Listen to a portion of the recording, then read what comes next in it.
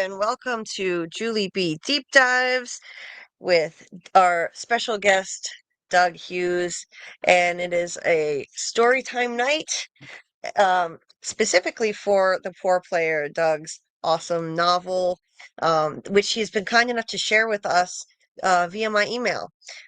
So it's been really fun diving into it, and we're going to be covering pages, I believe it's 91 through 150 tonight, That's right. and a really juicy section of the book, I've got to say. Some interesting stuff comes up in here. Some very racy, fun scenes in in this section. So this should be a lot of fun to dive into with you. And as always, everyone, we welcome questions and comments in the chat. And it doesn't have to be just about this section of the book. If you're, a little behind or you missed the first couple lives, you can always, bring up stuff from the first 90 pages as well. But Sure. we're not talking about anything past page 150 to avoid spoilers for folks who haven't read that far. And you can also call in. I'm going to post the link. We strongly encourage people to call in and jump on the panel and ask a question or offer a comment. And I know Doug would love to hear from you. So I'm going to post the link and pin it to the top of the chat. You just click it and I'll add you to the panel. You can have your camera off if you don't want it on. And so, I know it seems a little daunting, but I promise it's not that scary at all. So, I don't um, bite. oh, yes, dog does not bite. Hi, Scarlet. Hey, Scarlet. Oh, you're muted, Scarlet. I'm not sure if you know that, but Scarlet is here. That's awesome. So anyway, thanks for doing this again, Doug. It's nice to be back. We had another little hiatus. I'm done moving. I'm officially done moving from Rhode Island to Iowa, so now I'm ready to dive back into regular live streams again without big breaks anymore. And yeah, Doug, how are you doing tonight? And thanks for being here as always. I'm good. I'm good. How about those Blue Jays, eh? Ah, the Blue Jays, right? The Blue Jays, Yeah. great. Yeah. I I thought of you when I heard of that. I heard that, like, wow, they did an amazing job, and so we'll see what happens. Yes, we will see. Starting tomorrow night. Yeah, the World Series.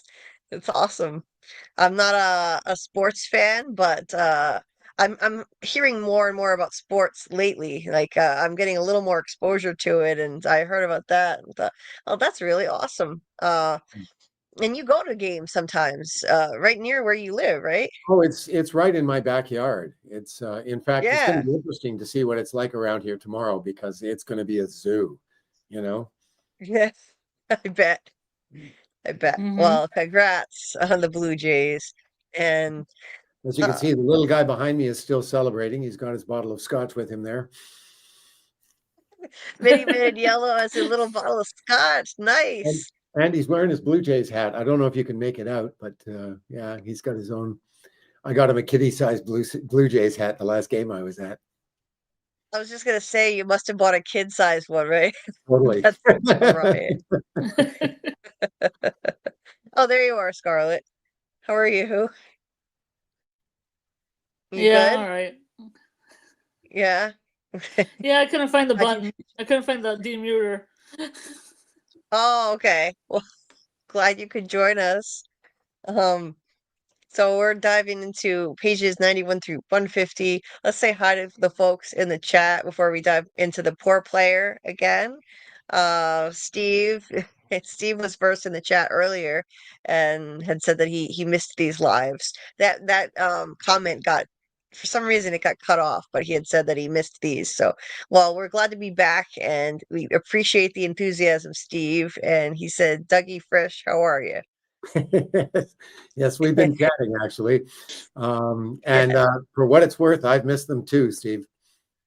Yeah, we're glad to be back. Yeah, it felt weird not doing, for me, after doing so many lives, multiple different lives every week, and then, going so long without doing it, it felt weird for me too, and I've missed it. Hi there, Shadow Skull. Nice to see you. Hope you're doing well. Hi, Samuel. I did my best to prevent term two. Most of us don't want you guys to become the 51st state.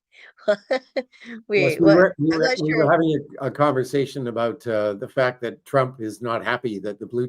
Well, this was even before the Blue Jays made it to the World Series. In the last series, he was saying, if they win, he's not inviting them to the White House, Oh, because it's a jeez. Canadian team.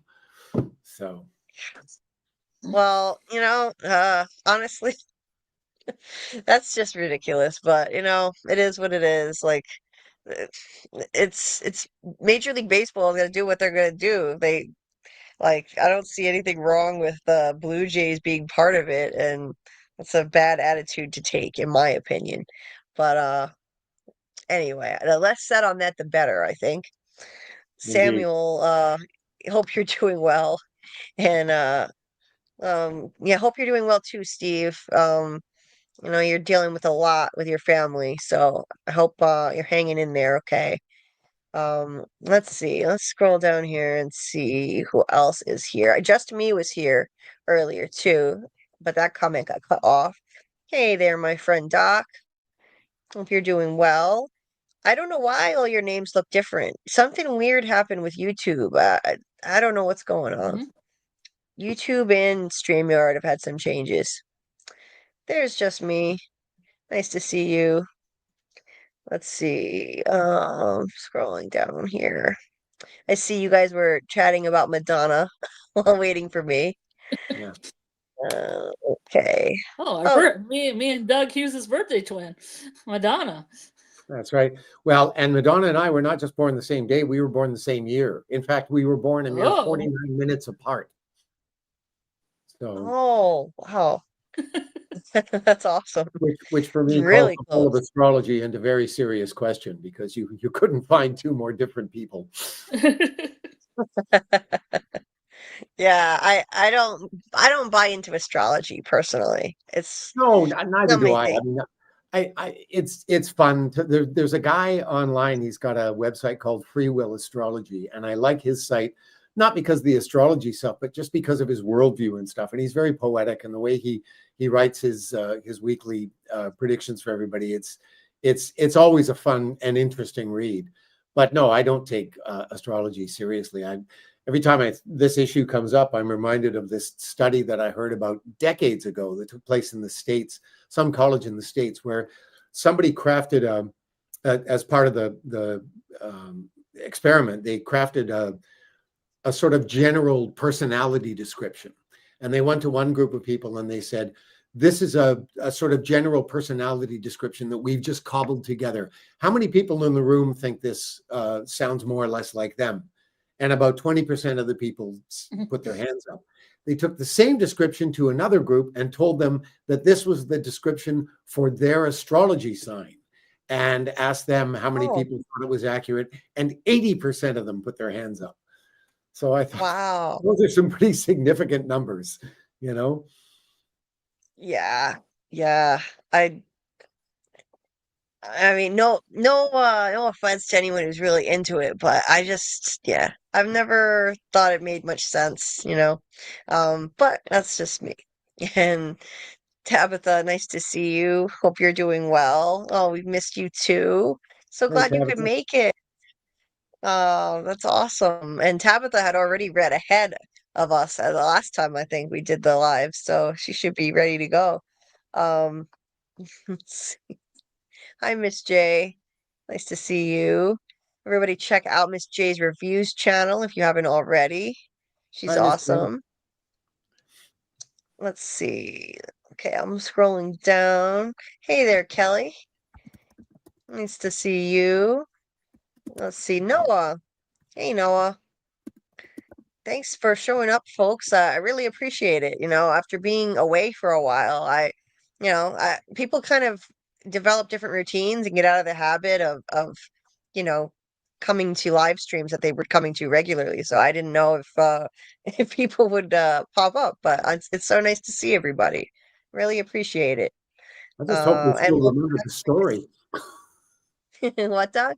I said, I just hope they still remember the story. Me too.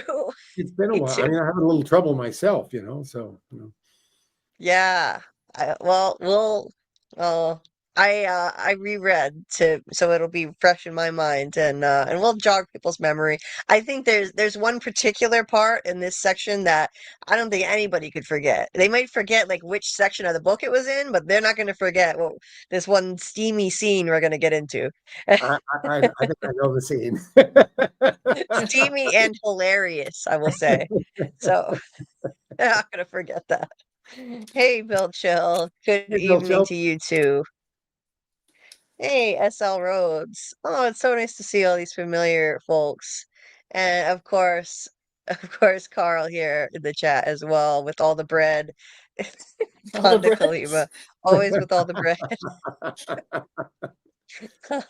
Every I'm bread realizing emoji there's that so many bread exists. emojis. I know, right? Who knew there were even that many? Anyway, um, so let's dive in. So like this section of the book, it's a little more it's more complex than the previous one. The previous one we discussed, just to recap for people, Harry, the protagonist of the book, who's essentially Doug. He's basically Doug, but if Doug were a spy, but it's he's very much like him, and he went through the spy training program, and basically they put him through hell. It's like it was like boot camp, and he graduated from the CSIS training program, and now he's moving on. And it took place just in that one segment of time, the section that we discussed in the last live. But this one is kind of jumping back and forth again. So we've got the past where he was still traveling and working for CSIS as a younger theater actor, touring around, and then we've got the present where he's still trying to get this book published. And we meet some new characters too. Really Indeed. interesting stuff. So I'm gonna pull up my notes here. Um, was it Was it challenging? It had to be difficult figuring out how to seamlessly slide back and forth um through the different time periods. You did it really well. Like it didn't feel jarring at all. Like the transitions. It was one of the most difficult things about writing the book was figuring out exactly where to put those changes. I mean, some of them are really obvious. There are a couple of chapters that end with real cliffhanger endings, which is a great place to shift from one timeline to the other. But there were lots of them that were really tricky. I mean, his finishing training was an easy one. That just seemed like an obvious spot to come back to present day and catch up with what's going on with the book before heading back and seeing him on his first mission as a spy. Right. Yeah. So some of the transitions, yeah, they're pretty obvious, like where to make that switch. But yeah, it's funny. I was just watching something that keeps jumping back and forth. I was watching the It, well, the It miniseries Uh-huh. from 1990, and that jumps back and forth Ah, between the present and the past. And then I was watching It Chapter 2, and that also does the same thing. And it's that's really well done too. So yeah, it made me think of the poor player too, because it's a difficult thing to navigate. Um, so so to start off, um, so there's a section in the present day where Harry is talking to Pete about his manuscript, and yeah, Pete is extremely harsh. He's extremely harsh, and he's like, well, CSIS is gonna let you publish this. I have no idea why. And for logical reasons, that makes sense. I don't understand why either at this point in the book, why CSIS is agreeing to let this spy publish an autobiography with sensitive material in there. Like, why would they let them do it? But Pete is also critiquing the quality of the book in brutal terms. And yeah, he does it in a comical way too. Let me find the actual page. Let me see. He's like, where is it? I'm trying to flip back quickly, It's but about 91, 92, somewhere around there, I think. yeah, yeah, he's like, I'm talking about this steaming, bubbling pile of shit right here. No publisher on the planet would touch this thing with a barge pole, no matter how many times we threaten them with a CRA audit. You call this thing a novel? It's not a novel. It's some high school girl's diary, for Christ's sake. He just he just rips him a new one. It's extremely harsh. And they're, he's not like a jerk to him normally. They kind of have a friendly dynamic. Pete seems like almost like a fatherly figure to him, but sometimes giving him tough love and that kind of thing. Exactly. And that's part of what that is. Part of it is just exploring a bit of Pete's character, and part of it is just me indulging in a little self-deprecating humor about my writing style. I mean, that's a lot of what that scene is about. I was thinking that myself. Like I was thinking, um, he talks about the use of adjectives. Like he says, where is it? There's a section where he's like, you know, you can't just use one adjective, where is it? Yeah, he says, I don't need to be a professional to recognize crap when I see it. I've got one word for you, Harry: economy. Tell me, is it even possible for you to stop at a single adjective? You seem to think that if one is good, five would be excellent. This thing is so overwritten that by the time a decent editor got through with it, all you'd have left is a fucking short story. So, and I can relate to this. I can relate to that. I've been critiqued for my writing being too flowery in the past. Like, this is way too descriptive. You've got to cut this down. I'm too wordy. So as a writer, I can relate to this 100%. And so this was you critiquing yourself with a little meta self-deprecating humor. This was not an example of, this wasn't inspired by someone who critiqued you harshly, right? No, no, this is me critiquing myself, totally. Yeah, yeah. So, yeah, because you haven't really been in a position where, you had like a publisher telling you, "Oh, this is garbage," or anything like that. You know, No, I ran it through two editors when I was writing, because I'd never written a book before when I wrote this, and so I thought I actually invested in hiring two separate editors after two separate drafts, and they were great. They didn't have any harsh criticisms. I mean, they had lots of things they thought I could improve upon and stuff, but they had lots of good stuff to say as well. Um, right. so that was actually a surprisingly pleasant and relatively innocuous experience, going through that with the two editors.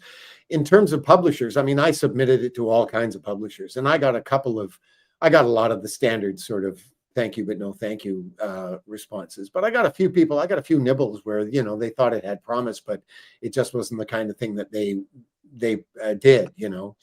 But nobody really ever shat on it, to tell you the truth.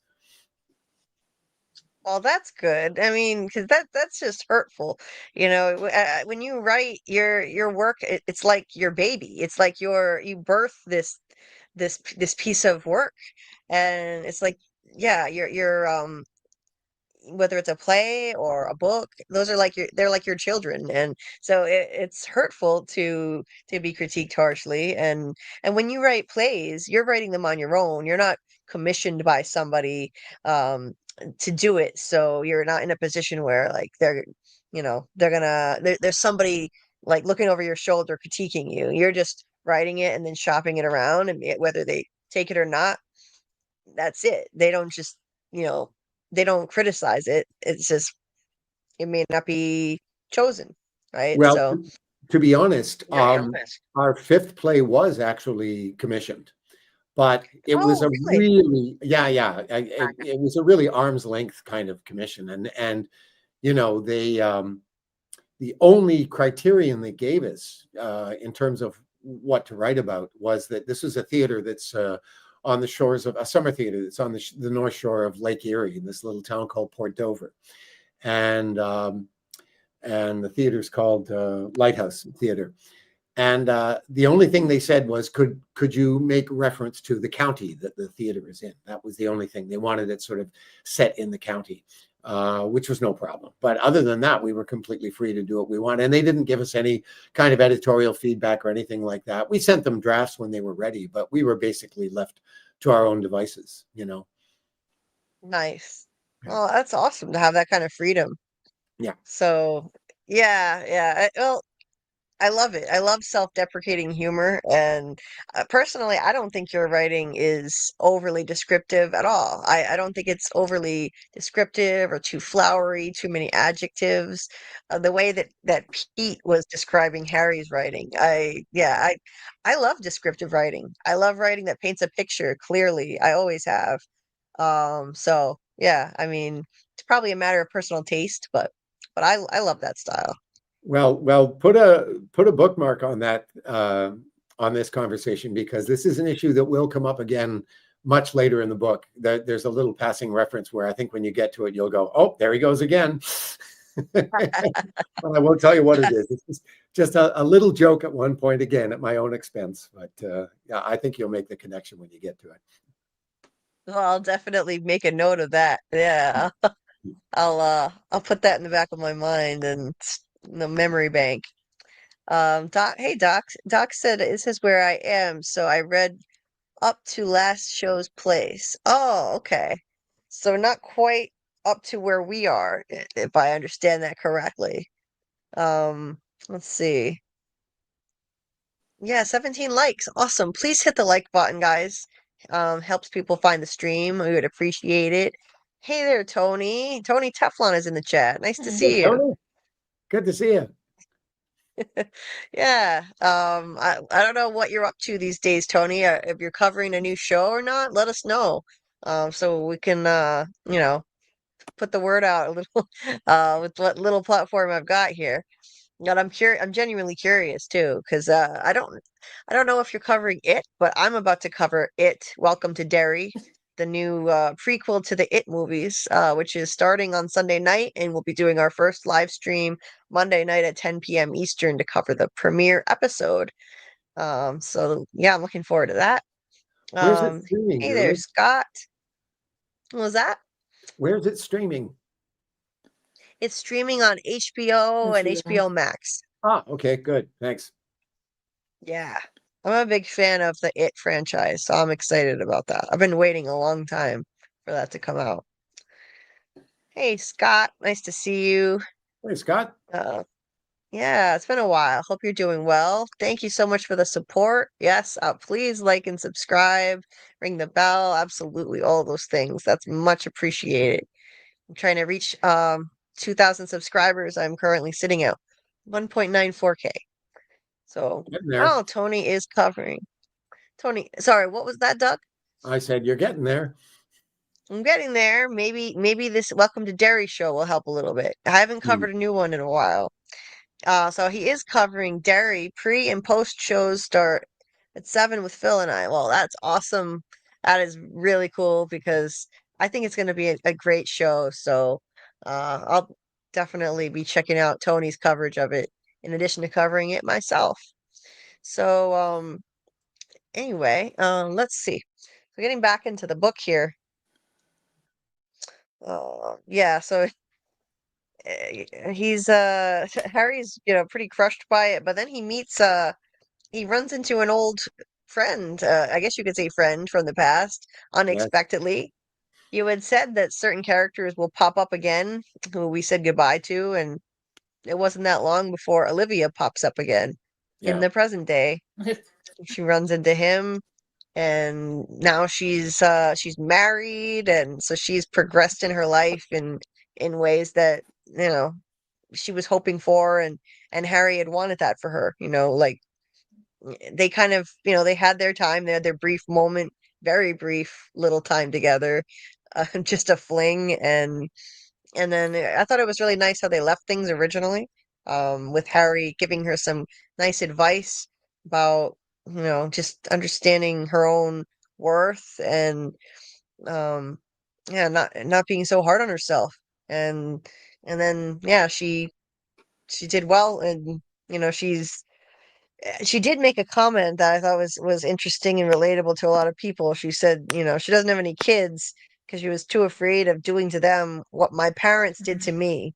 Hmm. That's unfortunately that's a really common thing, your parents, if your parents have you feel like they've screwed you up in a lot of ways, you have, emotional issues as a result or trauma, then you're afraid to have kids of your own. And that's a very real Yeah. problem a lot of people face. So Yeah, like in my she's family, I haven't yeah. had any kids. My brother hasn't had any kids, and neither of my stepsisters have had any kids. So I wonder if it's just bad parenting by my parents.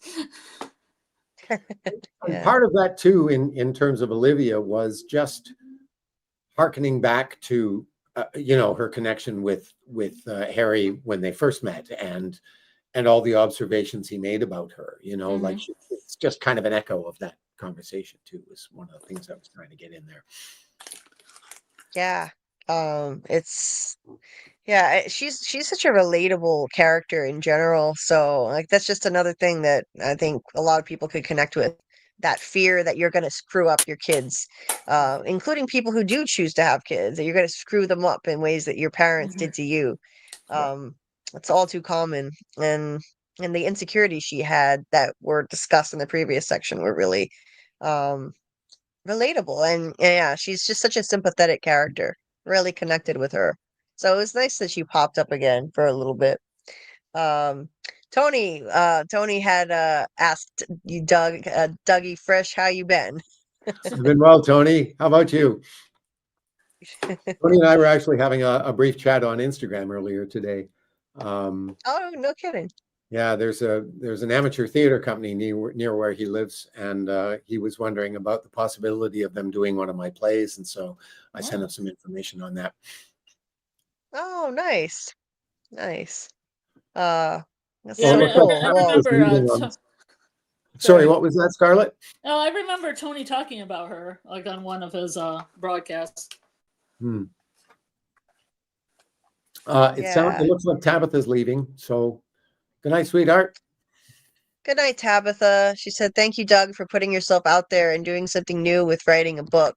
Truly, truly thankful to have found it and get to read such great antics and equally great character development." Glad you're enjoying it, Tabitha. Yeah, I couldn't agree with her more. 100%. So, hope you have a good night and sleep well, Tabitha, and see you soon.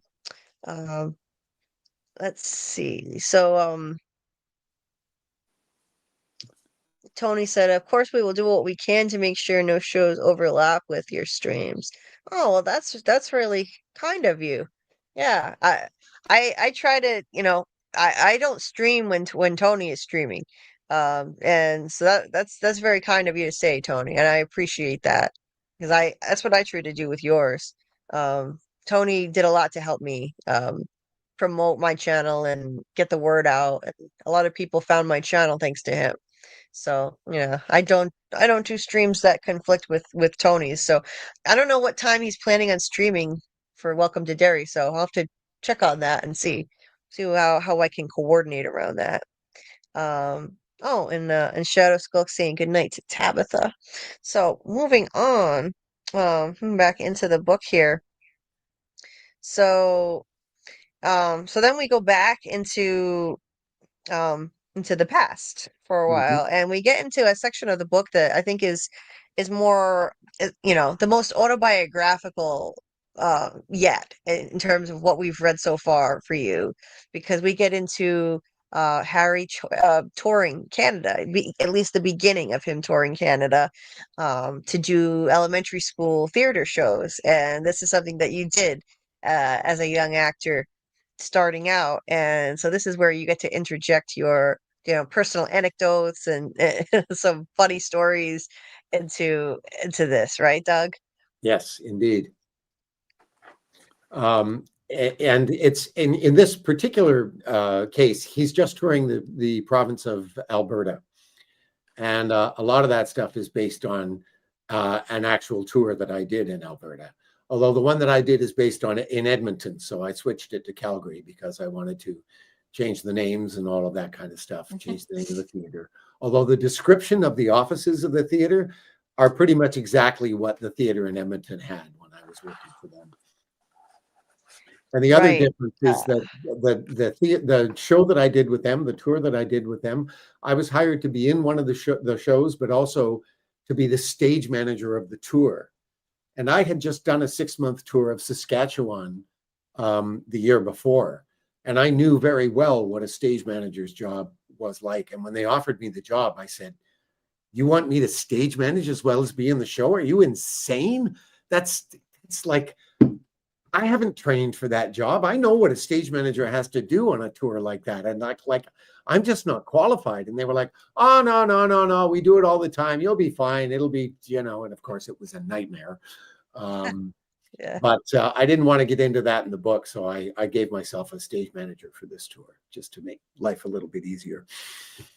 Yeah, that sounds like a nightmare, juggling both. I mean, I don't know the ins and outs of exactly how that works, but yeah, that does not sound doable at all. Well, there were two Uh, shows, and I was only in one of the two shows, so that made it a little easier. But yeah, being a stage manager of a school tour is a friggin' full-time job. So yeah, it was quite a juggling act. And again, one that I wasn't trained for at all. I mean, I had been on a school tour, so I had some experience of what a stage manager has to do, but that's quite different from having done the job yourself. So yeah, it was a little scary. I bet. I bet. And yeah, so basically, um, so what I noticed most in this first section was just how humbling, this type of work must be for a young theater actor, just um having to work in these like strange rundown places like this beat up old movie theater where Harry has to show up and work with this theater company at is, it's this rundown old place, very humble. He has to like stay in some basement with these three guys that live there, and like it's like probably dirty and nasty, and like just staying in random places that they arranged for him along this tour, and working in all kinds of, you know, rundown, beat up locations, and then doing these plays that are, really cliched morality kind of plays for children, but you got to start somewhere, and like this is how you can kind of get great experience, right? Like you get a great experience as an actor, even though at the time it's not ideal, it's like it's not your dream job, but it also sounded like a lot of fun too. Like Oh yeah, and I mean the thing is when you're starting out, I mean I was fresh out of theater school. I wasn't expecting to be getting offers from Broadway. I mean, I didn't. I mean, yeah, certainly when you're getting changed, in the boys' washroom or whatever, or the boys' change room in the gym kind of thing. You are aware of the humility of your surroundings, but I mean that's not something you spend a lot of time thinking about when you're on tour. You just accept the parameters of the job, that this is what it is, kind of thing. And yeah, it can be a lot of fun. It's also extremely claustrophobic because you're like in each other's pockets. You're constantly together as a group. So a lot of it just has to do with interpersonal relationships and learning how to manage that. And I have to admit, the first tour I did, I think I was a real pain in the ass, quite frankly, for a lot of people. You know? But I learned a lot of valuable lessons from that, and I think got better at it with the passage of time. Yeah, and you get to travel a lot, which has to be a lot of fun. I would love that personally. Oh yeah, me Um, too. And there was something about driving on the prairies, like that we would be driving for hours, and I really enjoyed that. I loved driving on tour, for example. Mm. And a lot of people think of the prairies as being really boring because it's so flat. But to me, I found it fascinating. I'd never seen land like that before. It was like somebody grabbed the horizon and pulled it down a few extra Mm. degrees. Like you got yes. Yeah. that, like it's amazing to me. And I mean, when you're driving through like Saskatchewan, and Regina is the capital of Mm. Saskatchewan, as you're approaching it on the Trans-Canada Highway, you can sort of see it on the horizon and you go, oh, we're almost there, and 2 hours later, it's still on the horizon. And then Yeah. suddenly, wow, you're there. Like it's so different from what I'm used to. And so I found it fascinating. You know? I can actually relate to what you were just saying about the horizon, like big open space like that. Coming from Rhode Island to Yeah. Iowa now, I've been Yeah. just absolutely in awe of all of this wide open space, farmland as far as the eye can see. Yeah. This big open sky everywhere. Mhm. Like you can see so much horizon, which would normally be obscured by massive amounts of trees and ugly buildings in Rhode Island. So yeah, I can relate to that, Doug, and it's beautiful. It really Yeah. is. Anyway, um, Tony, by the way, Tony had said, thanks, I will definitely look into it. Doug, which play do you feel would be best for them? Oh, that's tough to answer, Tony, without knowing the company very well. I mean, most of what we write has been very popular with a lot of amateur theater companies because most of our plays are either farces or some kind of comedy and murder mysteries. And those seem to be kind of the bread and butter for most amateur theater companies. So I would just say, maybe pick a few of them up and leaf through them and see what strikes your fancy. Yeah, well, yeah, I really hope that he can, help you find, uh, a company that'll produce one of these, because it's a pain. I know it's a pain trying to get this done. So yeah, I hope that works out. I'm glad you guys are chatting about that. And Samuel had said Schoolyard Bully was based on one of your plays then? It's actually Um, based on one of the plays that I did with this tour from hell out of Edmonton. Both of the shows that I describe are fictionalized versions of the two shows that we did on that tour, and they were both terrible. And the high school show, the one about the people trying to get a job on Broadway or whatever it is, uh, was actually written by the artistic director of the theater, and it was just terrible, just an awful, awful piece. Yeah. Anyway. yeah, he had said your use of the play in the book, I mean. Okay. Yes, Yeah. that's what I'm talking about. Yeah. Yeah. Yes. Yes. Okay, just to be clear. Okay. So anyway, let's see, what else did I want to bring up here? Um, so were any of these characters, I know you must have met a lot of really interesting and also annoying, unusual people doing this sort of work. And I'm wondering, like, were any of these characters in this section based on people you actually knew? One of them was particularly outlandish. It says, our director was a crazed expat Hungarian named István, who had an accent you could cut with a chainsaw. He was as big as a grizzly, and although completely bald, from his upper cheekbone southward he was as hairy as one too. If the concept of manscaping had been in vogue at the time, Istvan could have kept his hairstylists in business all on his own. He greeted us all warmly and gave us some happy horse shit about how we couldn't have assembled a better cast for these two shows. I just love that description. It's so funny and colorful. Yeah, I mean, so like, did you have someone like that who was an inspiration for that character? He's based on a real guy. His name is Yeah. Gabor, and Gabor was a director who I met here in Toronto. Actually, he wasn't running a children's theater company.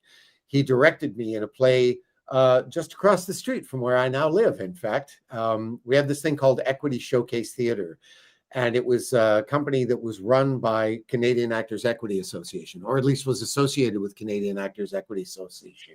And the idea was they would put on these shows. They would only do 4 or 5 performances of them. Nobody was paid. It was all volunteer, and it was kind of like the equivalent of a demo reel. The idea was it was in fact a showcase. People could come to these shows. Casting people here in Toronto and stuff could come and see these shows to see people who were otherwise not working, And Gabor was doing a production of this Polish play called Tango by a Polish writer named Sławomir Mrożek. It's quite a well-known play in Europe. I had never heard of it before.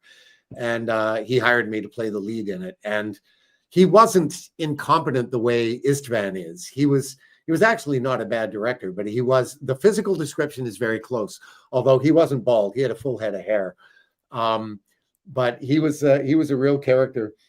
There was a line in the show that was a big cue for a whole bunch of things that happened, and the line was, this woman was asking for her veil, and the line was Eddie the Veil. But every time Gabor said it, it sounded like Eddie the Whale. So I made a T-shirt for him that with a little whale on it that said Eddie the Whale, and he just like adored it and immediately put it on and wore it to death. He was actually a lovely guy. I mean, he was a bit sort of, being Hungarian, his approach to theater was quite different to what I was used to, but I wouldn't say he was a bad director. He was fine. We got along quite well, in fact. Yeah. And there are a bunch of characters in the book who have had different accents from various other countries. Is Canada that diverse? I mean, like, did you really bump into a lot of people from other countries as you were doing this work, Oh God, yeah. touring around? Toronto, I mean, Canada in general is quite a melting pot, but I mean, if you came to Toronto, it's like visiting the United Nations, I mean, we've got everything here. We've got 3 Wow. Chinatowns. We have Little Italy, which is huge. I mean, after World War II, there was a tremendous influx of Italian immigrants coming to Canada because of the war. And for years, even by the 70s, when I was in high school, the biggest ethnic population in Toronto was still the Italians. They had a much larger population than anybody else. But we've got a little Italy, we've got a little Portugal, we've got a little Korea, we've got, like I said, 3 Chinatowns, we've got a little India. I mean, you name the ethnic group, and they've got, some part of Toronto is like where you'll find them in profusion. Like, yeah, it's always been that way here. That's awesome. That's really cool. Yeah, certain parts of the United States are really homogenous, but overall, we're also a melting pot, as you know. Oh, of course. Um, yeah, which is really cool. And yeah, and so some of these other characters too. I'm sure you met uppity types like what's her name again? Naomi. Naomi is Um, the only one in the tour who's actually based on a real person. Caroline is very loosely based on an actress that I worked with on a tour, but Naomi is that tour that I did out of Edmonton. She was in the cast, and she was like really, really, really high maintenance. And as the stage manager of the tour, I had to deal with her all the time, and she was a fucking nightmare.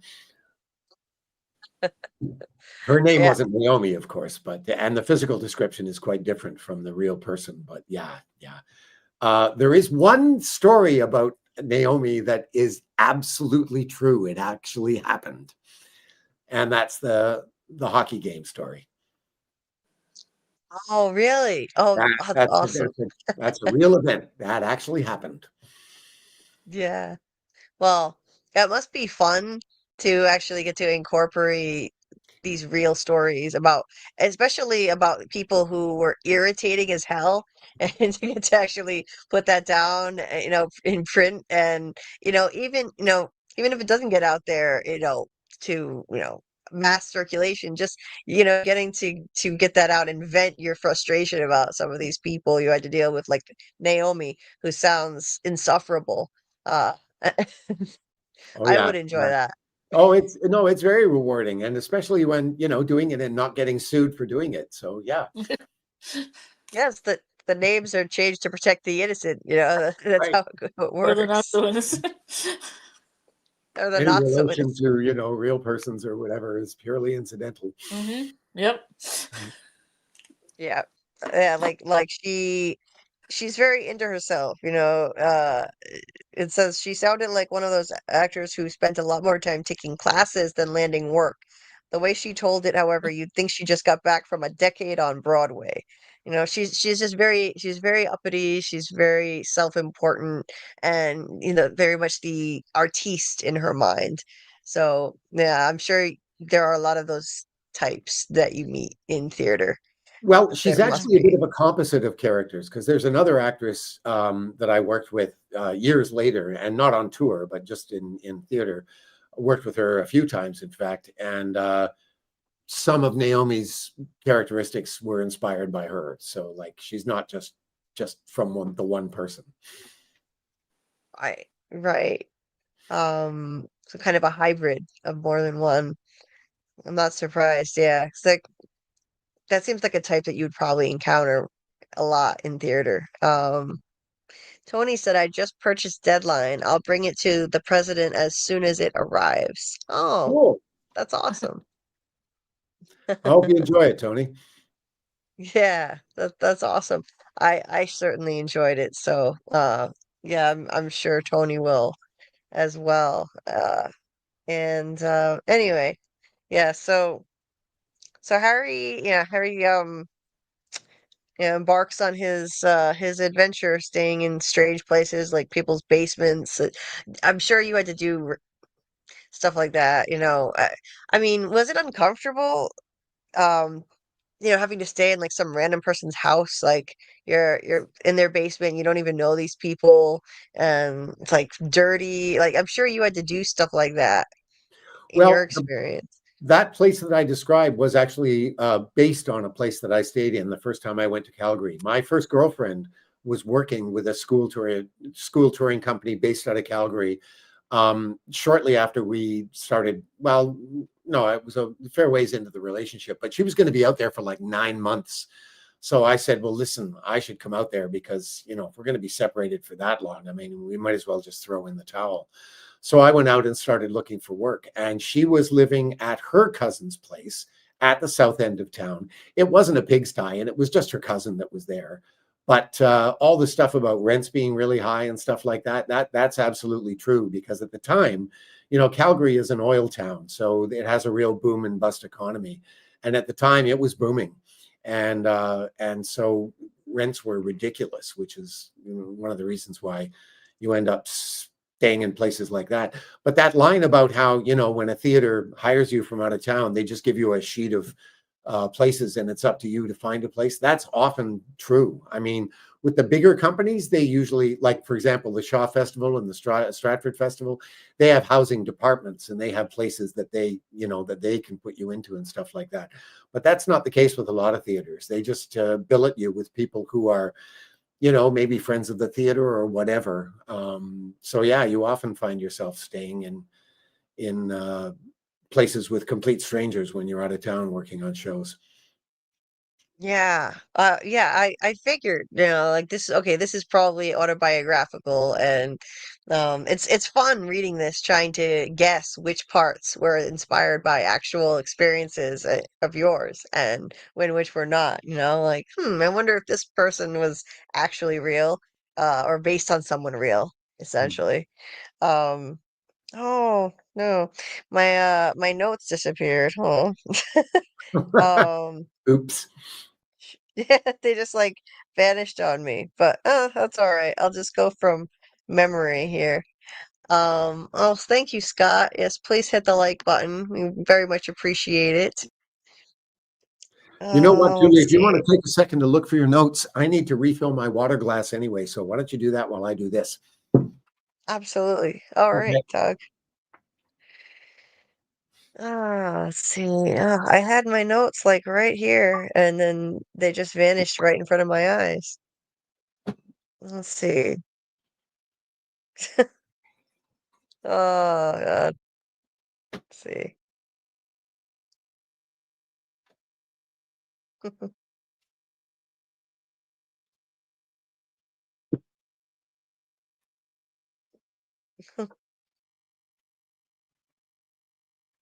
All right, Doug. Yeah, the notes that I had were basically like I had highlighted sections of this, and they disappeared. Like apparently I didn't save it, so Oh I'll just no. be going. I'll just Oh, be going based. I can go based on memory though. It's all right. okay. Um, And by the makes it way, a little bit I more haven't been difficult. checking the chat at all, but if anybody has any questions, please feel free to throw them at me or comments or anything. Yes, Yeah, please if feel free to anybody ask wants a questions. copy of this book too, it's available if you wish to have your own Yes. copy. Yes, you can email me at juliebdeepdives@gmail.com and I will send you a copy for free. Um, Courtesy of Doug, of course. I'm gonna pin the link to the top of the chat for this. I posted the link earlier to call into the panel, but let's see. I'm gonna pin here, right here. Tony Tony said says I he have has a a lot of lot of questions. Oh, well, if you have questions, go ahead, fire away, Tony. Tony. Are they about the poor player? Because I don't remember. I don't think. I don't think I sent Tony a copy of it. So I don't know if your questions are about the poor player or something else. Maybe he picked one But up let me on the know what dark you. web. What, Doug? I said maybe he picked one up on the dark web. Who knows? Oh, maybe. Anyway, um, get back into this. So yeah, anybody who wants to can sorry about that, can join the panel and ask Doug a question or offer some comments.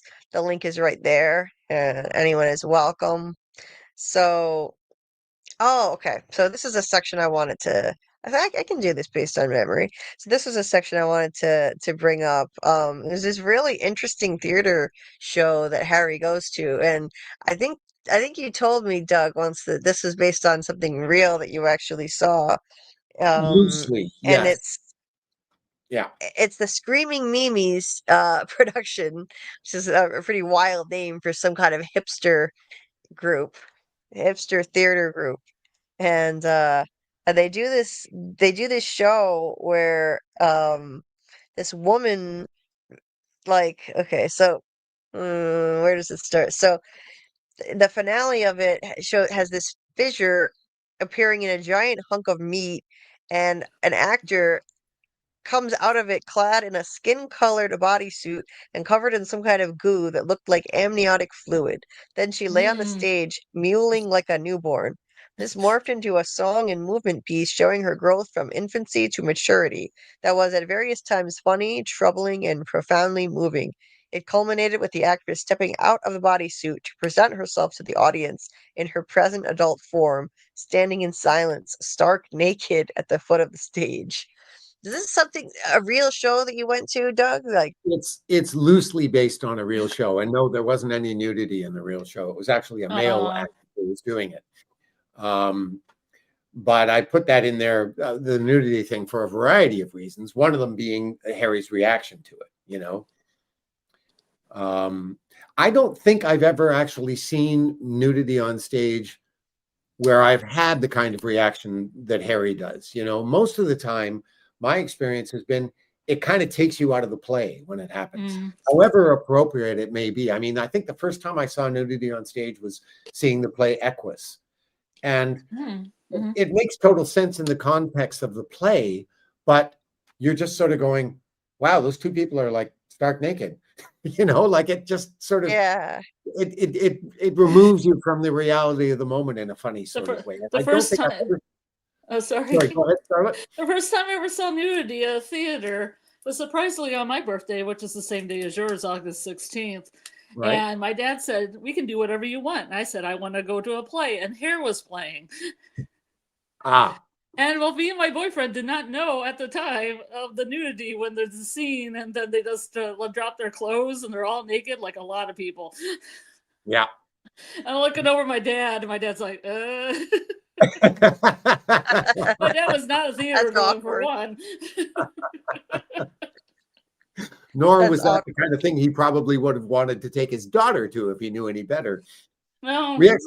We had a production of Hair here in Toronto a few years ago, and I laughed when I saw it because I thought those are the cleanest, most shaved hippies I've ever seen in my life. Yeah, Anyway, Well, I think a uh, couple of ours had merkins or whatever on. oh really? Yeah, I think so. They're more robust. There's a comment here from Scott saying sounds almost like performance art, and that was kind of the Yeah. point. I mean, this show that it's based on was pure performance art, and that's what inspired this description. So yeah. yeah. Uh, yeah, it's definitely performance Eraserhead. art for sure. Um, so yeah, oh shoot. I'm having all kinds of technical difficulties. My little section here, I mean my little window here with the PDF just disappeared. But then so after that section, Harry meets Marla, Yes. and she's a really significant character, and he's pretty much smitten with her from the jump. And they have, he, it was kind of like, he spotted her across a crowded room and he was just smitten. Then he gets to meet her later, and I'm gonna pull up a PDF again so that I can actually see the text.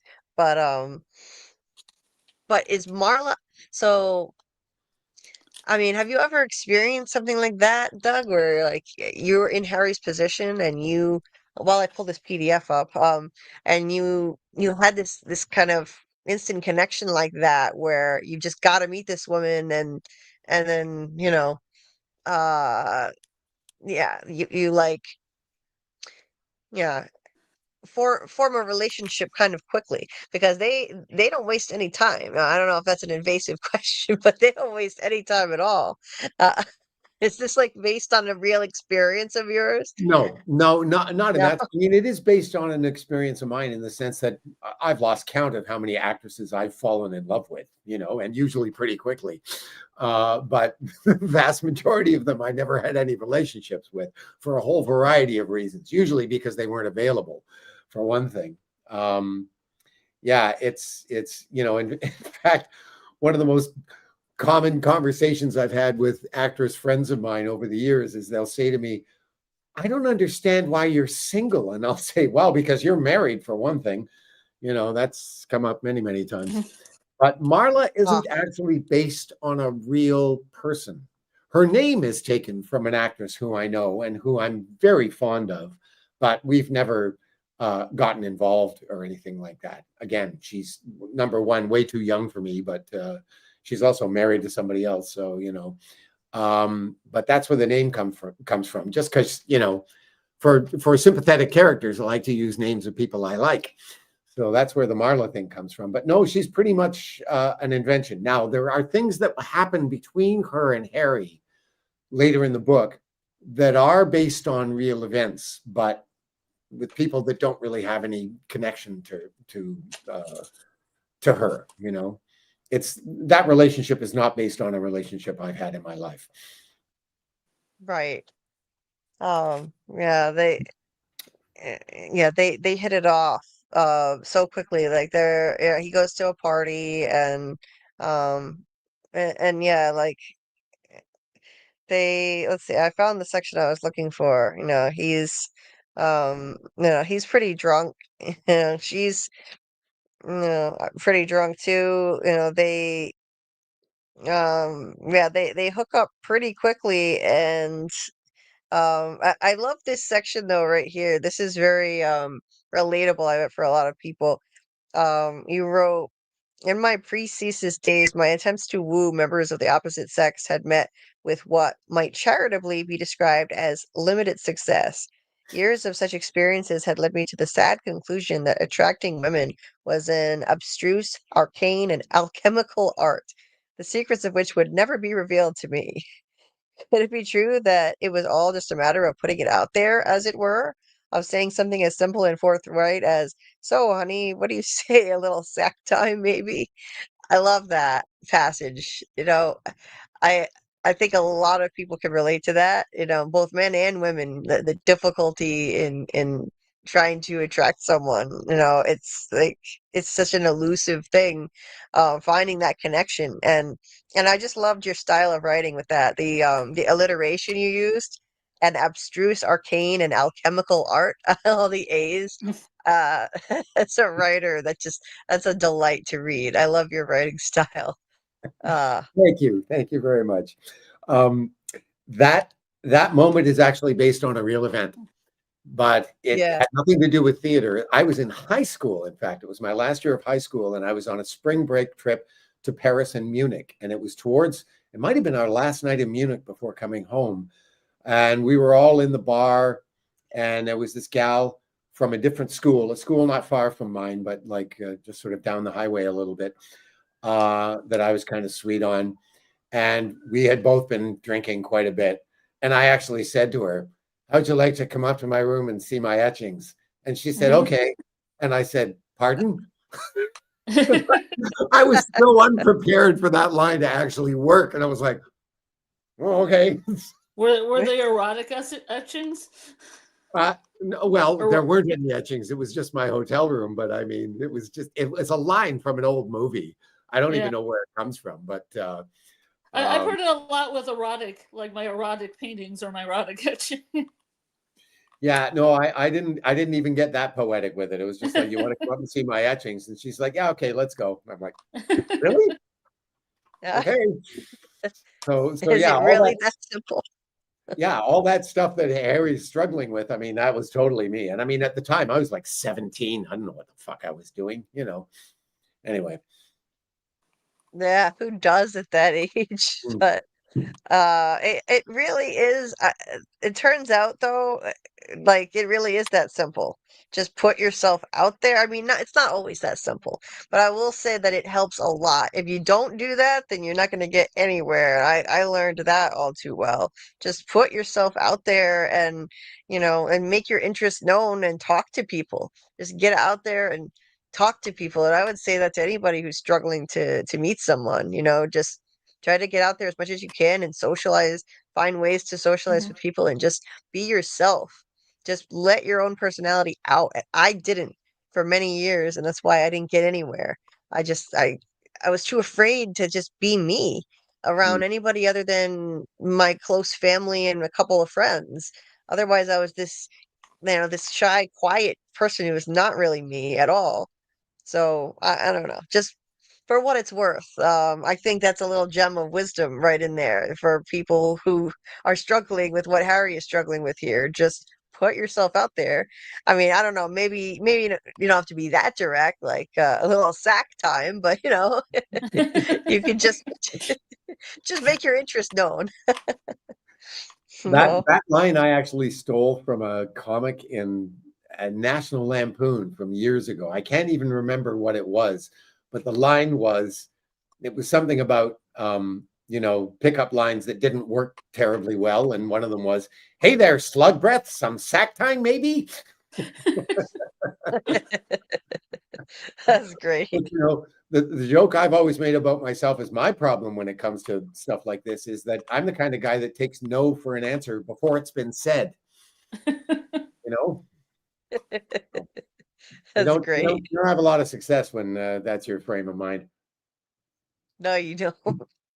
Anyway, Um, it's not easy though. It's easier said than done to just be yourself and let your personality out. well, Anyway, letting my personality out has never been a problem for me. But when it comes to like asking somebody out, that's a completely different thing. yeah. That's the part where I just go.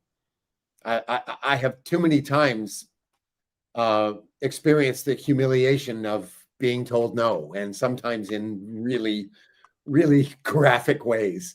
And every time that happens, it just makes you a little bit more gun shy. Mhm. Yeah, the fear of rejection is a real obstacle. That's Yeah, for sure. And totally. the sting of past rejection. Yeah. Absolutely. And unfortunately men the onus tends to be on men to pursue versus women. So men have to experience that rejection more. And they're the ones asking people out.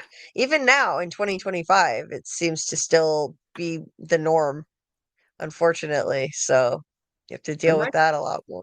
and that used to drive me nuts when I was a kid in high school. It was like, how did this become our job? Like, well, why is this not a two-way street? This is so unfair. Anyway. It is. Yeah, it's silly that it's still basically the same. You know, all this time, all the you know, gender equality leaps and bounds we've made, it's still kind of our social norms haven't changed all that much with men and women and dating, and who asks whom out. Samuel had said that SA joke directed at Harry was crazy, LOL. Might not have been a joke at all. Yeah. Which SA joke was that? I'm trying to think of what Samuel means there. I think he's talking about the morning after. Oh, let's get to that now. Okay, I think yeah, let's let's get to the juicy part here. Yeah. Uh yeah, so they have a torrid night together, It's my and favorite part, by the way. your favorite part, Scarlet. Yeah, Yeah, it's I was looking for another screwdriver to fix my mechanical hamster, like I said in our inner chat, and I just dropped everything and ran over here to tell you about my joy in the scene. this is great. Um yeah, so there isn't much of like a love scene in terms of describing what happens between them. Um Well, and of we course, we basically jump. later find out why, Oh, right? yes. Yeah, yes. Um, and earlier in the book, Pete had told Harry, you don't need to go into this much description and whatnot. He had just said that, you don't have to be this descriptive about everything. And up to that point, we had read some pretty detailed scenes, some detailed love scenes between Harry and Olivia and Harry and Chantal. So I thought that was kind of interesting in this particular instance. Yeah, you're not descriptive. You kind of just jump to the very unique morning after scene. Um, so uh yeah, so he said, I've got to read the passage. I just have to. Go So for the it. next morning, so spoiler alert for anyone who has not read page 118. Don't, close your ears now, but we are covering this section tonight. So it says the next morning I came to and found myself lying naked on Marla's bed, a set of sheets tangled around my feet. I had been dragged out of unconsciousness by two things: the insistent tinkling of a little bell somewhere, and an equally insistent tugging sensation emanating from my crotch. I lifted my head to see what was going on and set off a chorus of jackhammers inside it. With a groan, I let it drop back down on the pillow. Then, with a superhuman effort, I lifted my head again, willing my eyes to focus. What I saw disturbed me. There was a string with a little bell dangling off it, tied around my prick. Oh my God. I looked to my Merry right Christmas. and saw that the string ran out the bedroom door and out of sight. Some unseen hand somewhere was yanking on it, the string, that is, causing the bell to dance up and down. That explained the ringing and the tugging sensation, but not much else. Oh my God. He said, I sat up slowly, taking care to face the door as I did. It was at that point I saw the little note attached to the string, just a few inches beyond the bell. I unfolded it. It read, Breakfast is ready, sleepyhead. P.S. Come as you are. Tee hee. Oh my God. That that is hilarious. That's one of the most memorable morning after scenes I have ever encountered in any form of media, TV, film, books. That's hilarious. What inspired that, Doug? Well, the whole morning after practical joke thing is a complete and utter invention. But what prompted it, and elements of the joke sort of touch on a real event. This is loosely, again, very loosely based on a theater party I went to, where this was when I was in theater school, and one of the gals in my class and I ended up in bed together, and we were both very drunk, and we were just sort of in the middle of like making out and stuff, and I realized that suddenly, like, she'd fallen asleep, and I went, oh, okay. So I just, like, she'd passed out basically, so I just like fell down beside her and passed out 2 seconds later, and that was that. Well, she wakes up the next morning to find me lying beside her and her panties around her knees, and she assumed the worst. that I had sort of taken advantage of her when she was comatose. And so the next morning she was very frosty towards me. And I'm like, what's the matter? And she's like, well, what did you do last night? I was like, nothing. You passed out. So I went, oh, okay. And did the same thing myself. I mean, had I been a little less drunk, I probably would have rearranged your clothing. But, I was out like a light like that. So it was just, okay, how do I tell that story but make it humorous? And so that's where that all came from. That's awesome. Yeah. The scripting after the fact is based on real life, but all the rest of it is totally made up. Right, right. Well, it's yeah, it's a riot and yeah, real hey Lori, real cinema therapy is here in the chat. She said I've arrived at the juicy part. Yes, indeed. Check out Real Cinema Therapy's channel right here. That is Lori's channel. She covers shows in such an insightful way from a psychological perspective, and she's doing an amazing job. Really proud of you, Lori. Um, and I hope you're doing well. Yeah, yeah, it is definitely the juicy part and what a way to start off their relationship, you know?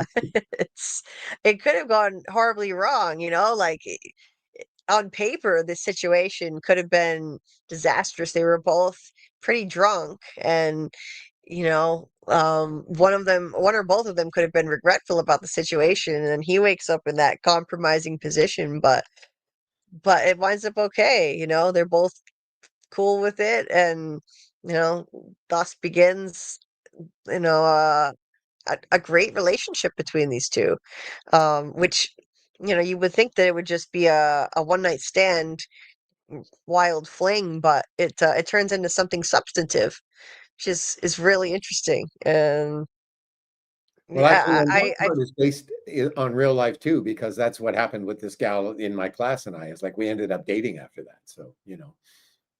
right, yeah, that happens sometimes. You just happen to get lucky, literally and figuratively.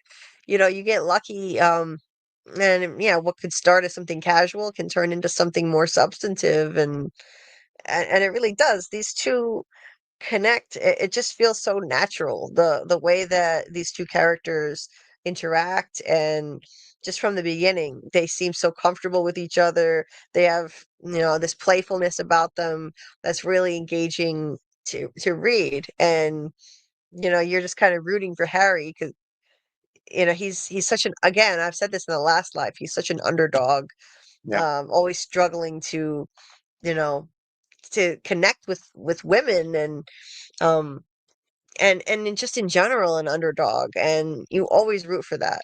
um Everybody loves an underdog story, so yeah, it's just like it's very satisfying to read a character like him finding somebody and connecting like that. I enjoy that a lot. Aside from the humorous part of it, what comes after the way that they interact, yeah, it's really satisfying. Yeah, it's one of the parts of the book that I enjoy the most when I go through it. There was actually something else at the party which was based on a real event. In fact, it's pretty much, well, the first part of it anyway is actually what happened.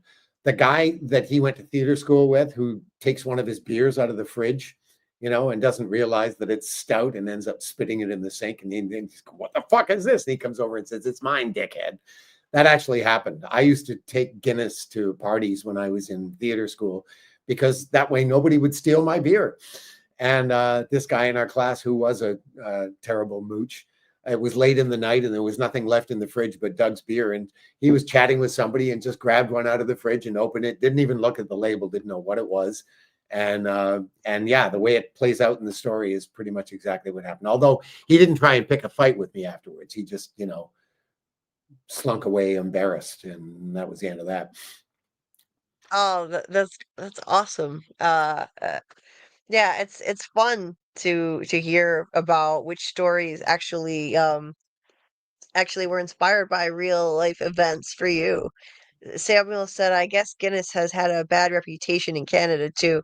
I've heard that Guinness tastes much better in Ireland. Well, the second part of that I think is true. I think any self-respecting Irishman would be very disappointed with the kind of Guinness you get here. Although if you get it in bars, like if you get it on tap, it's usually pretty good. It's not that Guinness has a bad reputation. It's just that it's an acquired taste. And for people who don't drink stout, their first experience with it is usually like, oh, what the hell is this? I think I told the story on here of my first experience with Guinness. Did I not? Did I tell that story? I don't recall. That same spring break trip to Paris and Munich, on our way home, we stopped at Shannon, Ireland to refuel. And so I went into the bar, and this was right around the time, this was like the late 70s. Guinness had just been released commercially in Canada. They were brewing it in Canada, and there was this huge advertising campaign. And I was very curious about it. I'd had beer before, but I'd never tasted Guinness. I didn't know what it was all about. But I was too young. I was underage, so I couldn't buy any. And here we are at the airport in Shannon, and I'm walking through the terminal, and there's this big bar, and there's this sign that says Guinness by the glass. Now, I was practically flat broke. I had one 50p piece left to my name, and I was hoping it was going to be enough for a glass of Guinness. And I saw this, and I went, oh, great. And then at the end of the sign, it said 60p. And I went, oh. And my face kind of fell as I was approaching the bar. And the bartender looked at me, he says, what's the matter with you then? And I said, I was going to order a glass of Guinness, but I see it's 60p a glass and I've only got 50p to my name. He said, it's all right. I'll suck the head off it for you. And he poured me on it. And I took a sip and I went, it's going to take me a while to get used to this, but I think it's going to grow on me. And very quickly after that, it became my beer of choice. So, yeah. An acquired taste. Yes. Yeah, Laurie said Guinness tastes better in Ireland. They also have many kinds of Guinness only available in Ireland. Oh, Yeah. okay. Mhm. I'm not familiar with I've only had I tasted beer once by accident when I was a kid, thinking it was soda in a cup. And I was like, "Oh, this is disgusting." I spit it out, and that's my Sounds so only innocent, experience Julie. with beer. If you think regular I, beer is disgusting, you don't want to drink Guinness. Trust me. yeah, I think I would probably hate that. Yes. Um. I like a good Yeah. What, Scarlet? chocolate stout. You're breaking What, up. Scarlet? You cut out. So I like a good I normally don't like beer, but I like sours, and I like a stout. They have this peanut. Oh, should I come out and come back in? No, you're okay. What No. were you saying? Oh. Oh, I was talking about I didn't drink beer until I was later in life because I didn't like the taste, but then I found sour beers and stouts, like a peanut butter chocolate stout is pretty good. Yeah. It's tasty. I used to make my own beer, and I used to try and make stout. It wasn't really much like, real me stout. too. It was closest as I could get at home. But no, Yeah. I love it. I mean, I don't generally drink stout on a regular basis, but if I'm in a bar, if I can get it on tap, I like that Mhm. for sure. Hmm. Yeah. So yeah, moving on from there. Moving Let's on. see. Sorry, what, Doug? Nothing. Don't mind me. So Doc had said I've only enjoyed Guinness from a draft. Yeah. That's really I'm the so best way to drink it. Is it really? Okay, Lucy. Yeah. Samuel, I usually don't drink. When I do, it's honey wine. Oh, I've never Oh, heard of honey wine. you're a mead drinker. That's what the Vikings used to drink. Mead. It's Mead? wine made from honey. Mead? Is Yep. it really? Oh, Yep. that's what mead is. Yep. Interesting. Yeah. I've hated every kind of wine I've ever tried, but if it has honey in it, maybe I'd like that. Mm. Yeah, I'm not a drinker. I've never liked the taste of alcohol. The only drinks I ever really enjoyed were let's see, Mike's Hard Lemonade and cake vodka in Pepsi. Cake flavored vodka in Pepsi. That's Ugh. it. So It sweet. has to be You might like mead because it's honey based, so it's quite sweet. So yeah, you might be all right with that. I might then. Because I have to have the alcohol disguised by something sweet. It's the only way I can tolerate it. No. So, oh, Ethiopians make good honey wine too, said Okay. Samuel. Interesting. Mead is good but expensive. Yeah, I didn't even. Mead is like that's something that's been around a Yeah. long time, right? Oh I've God, read yeah. about that in literature. It's in like Oh old yeah. books. It's Yeah. ancient. Yeah. Doc said, Doug, was it from you that I Ethiopian's really learned in good. ballet? Um, Doc said, was it you that I learned in ballet? You say married instead of break a leg. Um, I don't think so. We say layered in theater as well. It interchanges with break a leg. I mean, it basically, yeah, you'll hear them both. But Yeah, it's a French swear. Yeah, right. yeah, Yeah. Mm-hmm. So my ring light almost fell. So so then there's okay. Oh, and before we move on from this section too, I was trying to find this little section here that made me, it just endeared me to to this couple so much. Uh, the way that they're so comfortable with each other from the first morning that they're having breakfast. He's got a hangover. It says, between my raging hangover and the fright Marla had just given me, I didn't think I'd be able to eat a thing, but one bite of her eggs Benedict put paid to that. This is unbelievable. Do you cook like this all the time? Sure, she said, delicately stuffing a forkful of egg into her mouth. Great. Want to get married? She laughed as she scooped up more eggs. Wow, you're a cheap date, aren't you? No, I mean it. Marry me. And like and then he's like she at first she's like, "Holy shit, you're serious?" And she's frightened and he says uh, uh he's like trying to maintain a straight face, but he says, "My traitor mouth had other ideas." It cracked into a smile. Gotcha. And she's like, "Bastard. Okay, I guess that makes us even." He says, "Not a chance. My jerking your chain doesn't even come close to your jerking my Johnson," which is hilarious, by the way. Uh, they're just so funny and endearing, like at the same time. You really did a great job writing a couple that you want to root for as a reader that are just so enjoyable and they click so well. You feel that click. It's like that elusive click that you experience in real life. As a reader, you need to feel that from, these characters that you're putting yourself in his shoes as the protagonist, basically, as you're reading this, and you need to feel that. You need to feel connected to whatever couple, um, is presented to you like that. And yeah, Doug, I just think you did a great job crafting this relationship between Harry and Marla from the jump. and I have to say, it's one of my favorite aspects of the book. I love Marla's sense of humor. You know, there's a bit coming up at the end of the day where they're coming back from Banff, and well, we'll get there when we get there. But like, she's got such a great sense of humor. I mean, I love the line where when she's still fooling him about the night before, and he says, that's technically like rape," and she says, "Well, if you're going to split hairs." I mean, that just cracks me up every time I read it. And I don't really know where that came from because, like I said, she's not based on an actual person. I think Marla is probably just my idealized version of, the love of my life. Like in an ideal world, I'd meet somebody that I could communicate that easily with, and that we could spar with each other the way these two do. Yeah, it's a classic example of characters that, because writers talk about this all the time, their characters doing things that surprise them and that they don't see coming. And that's absolutely true of these two. Like there are all kinds of moments between the two of them where it's like, I had no idea I was going to write that. It's like they did it for me kind of thing. Yeah, yeah. Yeah.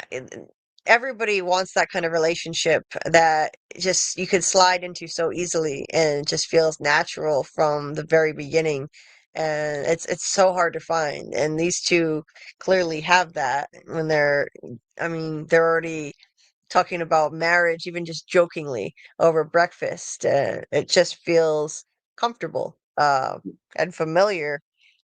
So yeah, that's definitely something we all want to find. And as a writer, you can kind of craft your ideal person, your ideal situation. And I know, yeah, that's something that I would do, if I were in your shoes too. Like, it's like you have the ability to write whatever you want, like idealize um how how you want your life to be. And then, you can kind of, in a way, we're all writing our own story in life too, if you think of it that way. Sure.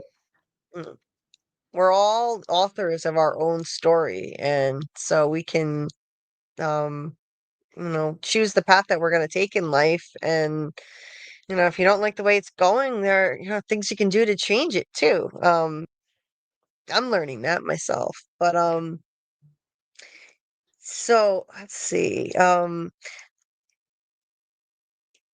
So then in the next section, Harry and Marla take off in her car, and it's interesting. It happens to be a Mazda RX-7. That's a car my dad had when I was before I was even born. That was his baby. He loved that car. Uh and then when he had a midlife crisis, he got another one somehow. In the 2000s, he managed to find one and drove that thing around. So yeah, he loved it. Except his was red. It was red. Hers is blue. But they ride off and just kind of take a drive through the mountains. And I really related to this passage, and I was wondering if this is based on your own experience too. His reaction to the mountains, because when I was a kid, I never saw mountains. I only lived about 3 hours from the nearest mountain range, but my parents never took me there, so I didn't see them until I was in my early 20s, and I was just in absolute awe, like Harry is. He sees the mountains, the Rockies up close. He had never seen them before up close like that. And Marla tells him, "You're lucky. You'll always be able to remember the first time you saw them. I grew up with them, so for me, they've always been part of the landscape." That's one of the reasons I like showing them to people who've never seen them before. I love to see their reaction. It helps to keep me from taking all this for granted. And that's so true. Like whatever you grow up with, you take for granted. I grew up near the ocean, so to me it's like nothing that special, but many people live far from the ocean in landlocked areas. And people who live near mountains, they drive by them every day. It's like it's just part of the landscape. But for me, I was like Harry. I related to him. I was in absolute awe of the majesty and the beauty of the mountains. Was that like your experience? Did you? Absolutely. I Yeah. had already seen mountains before my first visit to Banff. I had been to the Alps. That school trip that I mentioned to Paris and Munich. We took a day trip from Munich to Innsbruck one day. So, and Innsbruck is like right in the middle of the Alps. But still, that and the Alps are beautiful, don't get me wrong. And that was amazing. That was really my first introduction to mountains. But when you go to Banff and Me too. you're like right in the middle of those mountains, they're huge and yeah, it's totally awe-inspiring. Yeah. It's just amazing. So yeah, I just could not stop taking pictures of them. So I was just Hmm. like Harry, couldn't take my eyes off them. And oh, we've got a surprise uh guest to the panel here. Somebody clicked the link. It is none other than the Don Tony Oh, yes, Teflon. he is. Hello, Hey, Tony. Tony. Great to see you. Hey, Tony. What up? What up to everybody? What up to all y'all? I am just here to listen in the background and listen to the greatness and everything that is going on with this book. Thank you for inviting me on for the time that you have me here. And what up to everybody in the chat and Doc and Real Cinema Therapy and everybody else. Pan, I'll call everybody by name, and Scarlet, Dougie Fresh, Julie B. Hope everything is good with all of y'all and everything else. I hope everything is good in your life and everything in your life seems so great. And it makes me so happy that your life is so happy and everything seems great. Yeah, I said you got a glow about you, girl. You got a glow about you, a good glow. And I'm happy to see that glow come back to you. It's really, really good to see you all, and I'm glad that you all doing great. Oh, thank you so much, Tony. That means a lot, and I appreciate it. And life is definitely it's really amazing right now. I've suffered through a lot of pain and depression and loneliness for years, but some wonderful things have been changing in my life, and so I feel really good about things. I feel a sense of optimism for the future now, and I have a quality of life that I haven't had in a very, very long time. So I really appreciate the kind words, Tony. Thank you. And it's great to see you. I'm great, happy. I'm pleased that I'm able to say those words. And I see Doc is in there. And Doc sent me a comment, and he said to me, he thanked me that he said, "Thank you, Tony. Because of your channel, I met really good friends of mine that'd be friends for the rest of my life, talking about you, Julie, and Pan and all." Yeah, and he's like, "I just wanted to thank you because if it wasn't for your channel, then I probably would never met them and everything." And that meant the world for me. You get views on YouTube, you make some money on YouTube, you meet a lot of people on YouTube and stuff, but to say that you actually met, friends that are going to be your friends for the rest of your life is really amazing. And I'm happy. The small, tiny bit that I played in any of that, I am happy for that small, tiny bit to be that bridge to people and everything else and all that. So thank you for the comment, Doc. It really made me feel good when I read your thing. So, and I'm happy. And I'm glad everybody else is happy. And Doug, your book sounds amazing. I am going to read it. I promise. It's just that, I've been working on stuff, and when I work on stuff, I just don't like to read other people because sometimes it bleeds over, right? Even when you don't want it to, it bleed over into you. So I'm just trying to get this, I'm just trying to get this screenplay done. I'm 200 pages in, and I just want to knock it out, and that's it. Just want to knock it out. At least the first draft, knock it out, get it done, and then I can go back to going in that. But I really want, and I did buy the Deadline play. It's already purchased. It should be. I did it 2-day express, so it should be in 2 days, and I'm going to bring it to them, and I'm sure that they're going to do it. And if it's possible, if I ever get a chance to meet you, I'm going to bring it so you can sign it, Doug. And I would really appreciate that. Now, I wish I'd known you were going to do that, because I could have just signed one and mailed it to you. Although I should tell you, Canada Post is on rotating strikes right now, so it might have taken forever to get to you. So, what was I going to say? It's gone right out of my head. Oh, about Deadline. One thing you should tell the group, because the bulk of the play takes place on a yacht. So I think a lot of people reading it think, "Oh my God, how are we going to be able to afford to do that?" But we've had a couple of companies now do the show, and they were able to produce the necessary set very cheaply, and it wasn't as difficult as it might appear when they first read the play. So I just put that out there for what it's worth. All right, perfect.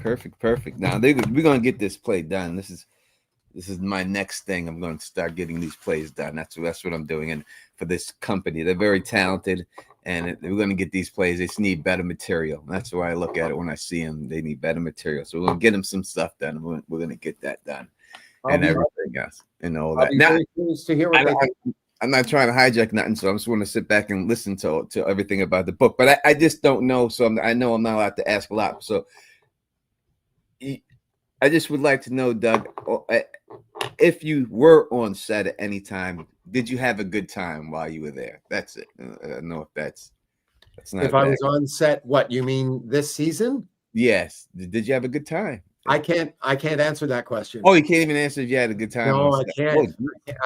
I can't even tell you if I was on set. Oh, Jesus. Yeah. Oh, No, oh, I can't. oh, all right. No, no problem. No problem. I had no idea because I didn't see any He can posts. tell you about Wayward. Yeah, I He could was tell on you about Wayward. He can Wayward. tell you I about could tell that. you about Murdoch Mysteries, but yeah. Yeah, Oh, Murdoch right. Mysteries. All right, all right, all right. Because I didn't hear anything about it, so I didn't know if you were or anything else of that. So, mun's the word on that and all that good stuff. Please, please continue the book. I'm enjoying the conversation. All right. Yeah, Well, it's different. I'll just say this. It's different than from actors. They can say that they're filming, they post pictures in front of their trailers, but some people have NDAs. So Doug can't, if Doug's on it, if he is, he can't say. So not everyone is the same. Some people have NDAs where they can't even say if they're on set or not, because if they were, it would be a big shock. So, it would be a big deal. It wouldn't be Yep, something that we'd assume is going to happen. And so, yeah, we just don't talk about from when Doug is on that's perfect. and leave it at that. Yeah, that's So, perfect. I've interviewed Donna while she was on set, but obviously Donna is going to be known to be on set, so obviously there's no problem her being there, right? So different situation here altogether, 100%. yep. So anyway, hey, Justin. Justin said, "Welcome to the Teflon Don Tony. Appreciate it. Uh, Appreciate it. nice to see you." And Justin said, "Good to see you, Doug. Glad you've had time for this and not be stuck in method acting where you can spend some time in your normal life." oh, I've had lots of time on my hands, Justin. No shortage of that. That's for sure. Doc, you are hilarious. He said, "Tony, if I wore panties, I would throw them on the stage for you." Oh, that's great. Yes, Virtual panty tosses. and and Tony, I'll just say this last thing on that topic with Doc. I've got to thank you too, because Doc is one of the best friends I have ever had in my life, and I wouldn't have met him if it wasn't for your channel. He and I just got to meet in person before I left Rhode Island to move to Iowa, because he lives in Fall River and we hadn't gotten a chance to meet yet. So he came over, and it was like, Tony, it's exactly like you said it was going to be. You said when you meet these people from online, it's like, you've known them forever. It's like you already have these friendships that are so real, even though you've never met in person.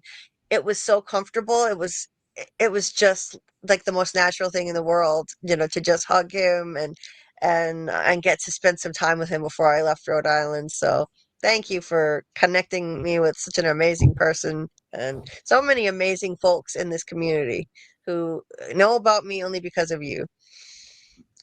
Well, I appreciate it, but Julie, you had a lot to do with with your own success, and you're real and being real on YouTube. A lot of people can't be real on YouTube, and you've exposed exactly who you were. You put out who you were, and everyone gravitated towards that. So again, any little part I will take, but do not sell yourself short on everything else. It was you, not me. I just gave Oh, a thank you. little push. That's all. Thanks, Tony. I appreciate it. Uh, Justin, it said, "So excited to see you and hear you are doing well." Thank you so much. Thank you very much, my friend. And it's so great to see you, Justin. And Doc had said, "So many of us owe you big time, to Tony. You've done a lot of good for people, whether you realize it or not." 100%. Um, and Samuel says, "If he violates that NDA, he'll end up like Jim, Tony." Yeah, we Yeah, don't we don't want want that. that. Yeah, no, we don't want We, that. We don't want that at all. Not at we, all. But Doug, yep. when you writing your books and stuff, Doug, real quick, did you start off? I know you were active for a long time. Did you start off a writer before becoming an actor, or just got into No, writing it was after? the other way around. Well, no, it's weird. I mean, when I was in high school, I took every creative writing class I could, and writing was always kind of like on the back burner for me. I always said to myself, if I didn't make it as an actor, writer probably would have been my second choice. And I had been a professional actor for 11 years, I think, before my writing partner and I started writing together. I had dabbled on a couple of plays before that hadn't gone anywhere, but we first started in It's coming up on 35 years ago. It was the beginning of 1991. We started our first play together, and we had both been acting at that point for over a decade. Nice. Nice. Hi, Amy. Nice to see you. So Oh, and Real Cinema Therapy, Laurie says on October 31, I'm having a special watch party and live stream to celebrate the 15th anniversary of The Walking Dead. Check out my channel. So check out Laurie's channel for information if you're a Walking Dead fan. And we're going to be doing a special Halloween stream as soon as Laurie's stream is over with Doc. Our From Academy stream will be a little later than usual. It'll be somewhere around 1 a.m. Eastern time when Laurie's stream is done. Normally we start around 12:30, but we're gonna move it a little bit, and we encourage everybody to support Laurie's stream if you're a fan of The Walking Dead. Doc said I found her stream through Tony. Julie has changed my life for the better with this community and then her friendship. It's been an amazing journey and gave me confidence to stream. Well, that means so much. Thank you, my friends. That's amazing. Um, that means the world, you know. It's like ripples in a pond, you know. People like Tony helped inspire me to become a streamer and, you know, give me the confidence to do this. I started calling into Tony's show and you know, he started promoting my channel when I launched it, and then I met Doc thanks to Tony's channel.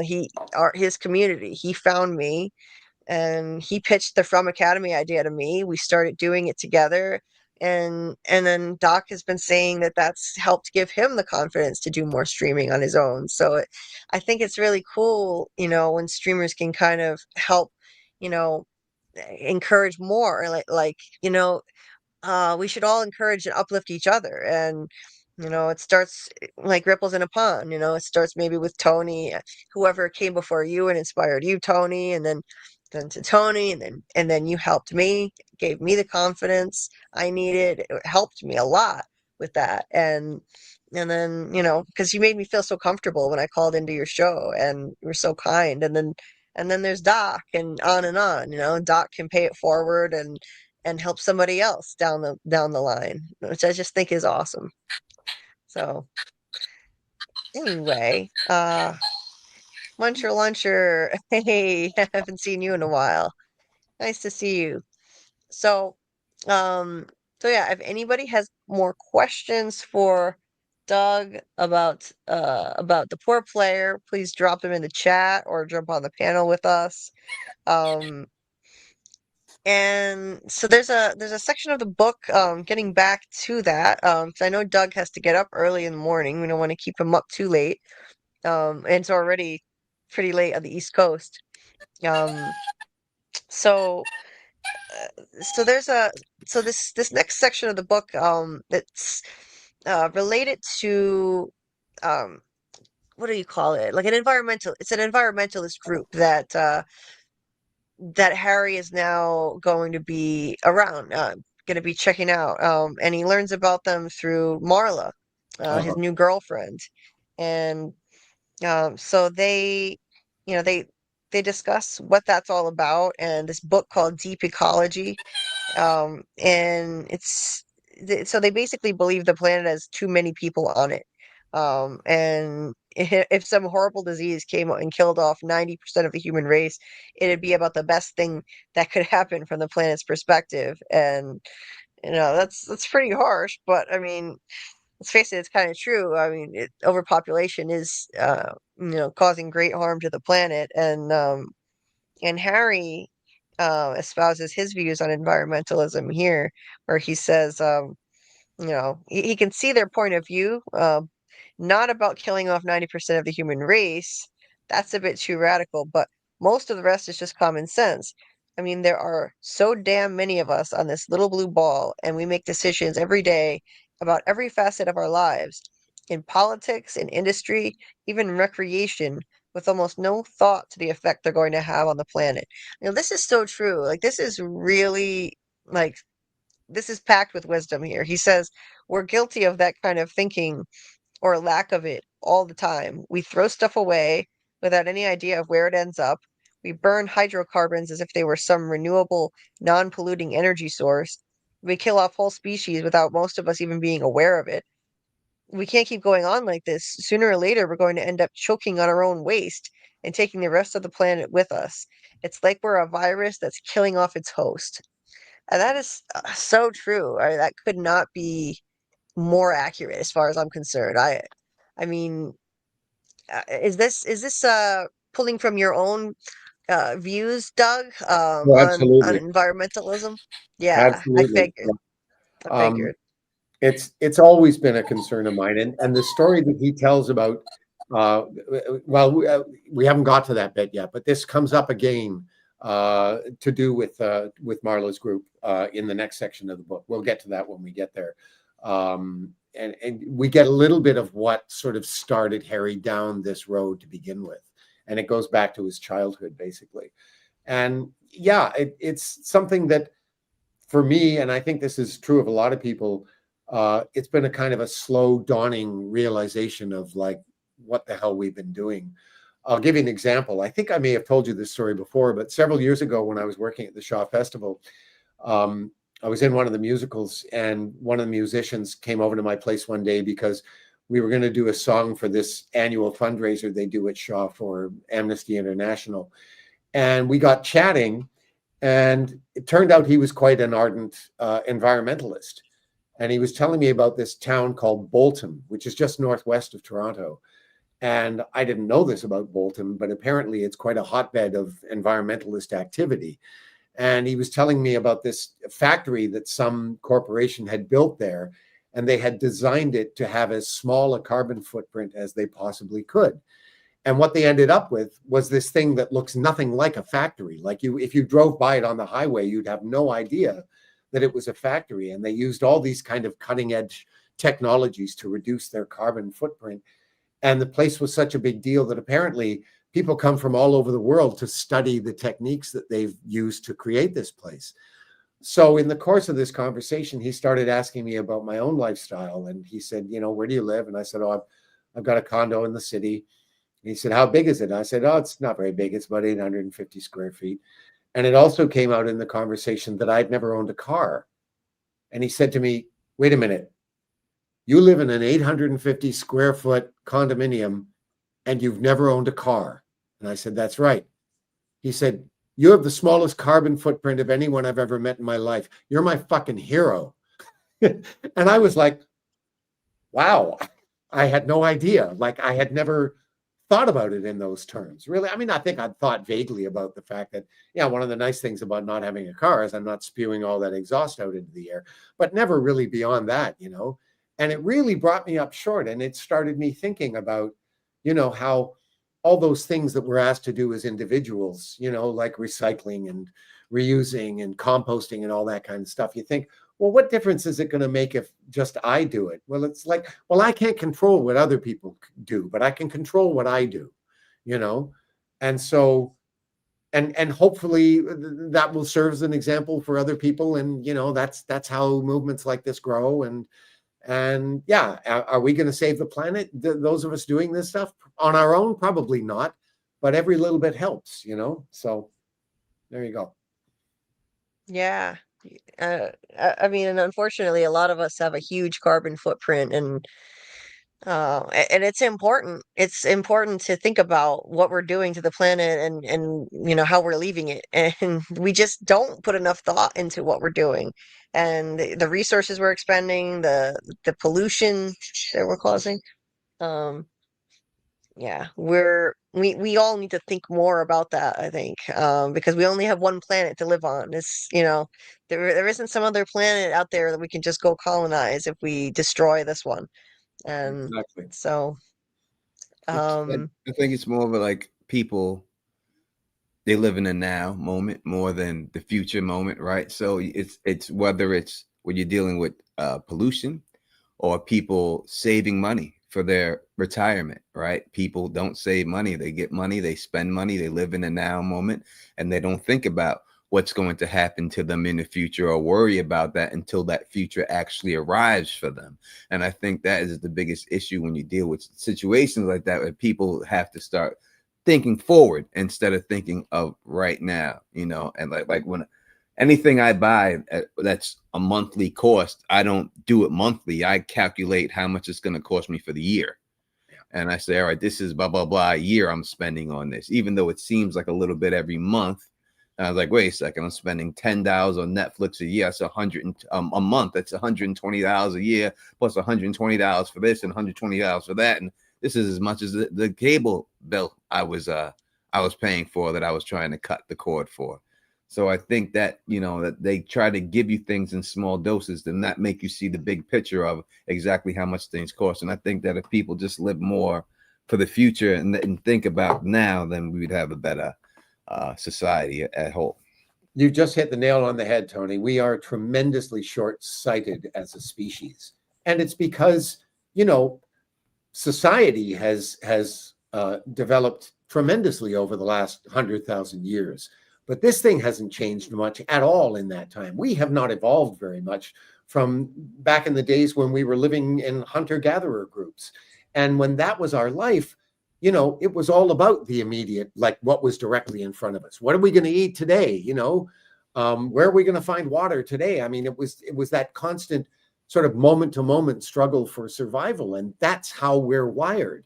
We're not wired to think about what's it going to be like generations from now? And that is really coming back to bite us in the ass now because of the fact that civilization has developed and technology has developed at this frightening pace compared to how much we've changed over that same amount of time, you know? That's a great point. You know, both of you guys, and we need to think more about the future instead of just living in the present moment. And think about future generations. Think about the children, and even if you don't have kids of your own, you know, the children and the children's children of of people on Earth right now. You know, it's scary how fast things are progressing. And you know, uh, yeah, Samuel, cleaner fuel for ships would make a massive difference. Heavy fuel is so bad for the environment. Yeah. And Absolutely. And Amy said it's sad to see animals suffering because of pollution and trash and you know, the ice caps melting and all that. She said recycling will definitely slow the progression. Absolutely. We need to do more of that. here's Oh, one you little, sorry, go ahead. didn't know we were live. Sorry. Sorry about that, Amy. That sucks. Well, glad you're here now. What were you saying, Doug? I was just going to say, here's one little tidbit to put the fear of God into you. In the last 50 years, we've killed off, well, not just us, but human activity and all the rest of it has led to the demise of 50% of the wildlife on this planet. That's the biggest extinction event since the meteor that took out the dinosaurs, you know, Wow. and we've done that in That's 50 years. horrific. That's mind-boggling. Yeah. It's terrible. Awful. Well, Samuel said, a man who cares about the environment being coerced into spying on environmentalists. Well, just Yeah. keep reading, Samuel. Yes. Yes. Just One keep thing reading. one thing we didn't mention that happens in this section is that Pete is actually the one that prods Harry to meet Marley in the first place. Mm-hmm. In one Yeah, of the little that's right. get-togethers, you know, That's he's right. the He one is that the one. he sends him to see that show where he sees her, you know. That's right. He tells him to go see the Screaming Mimes, that weird theater group, the quirky hipster group, and Yeah. that's how he meets Marla in the first place. That's right. Just Yeah. put a little pin in that.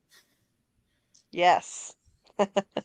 But yeah, he cares about the environment, and now he's gonna be spying on environmentalists. So it kind of, it's gotta pose a moral quandary for him, you know, Oh, it like, does indeed. you Yeah, know, he's he's very conflicted about that. yeah.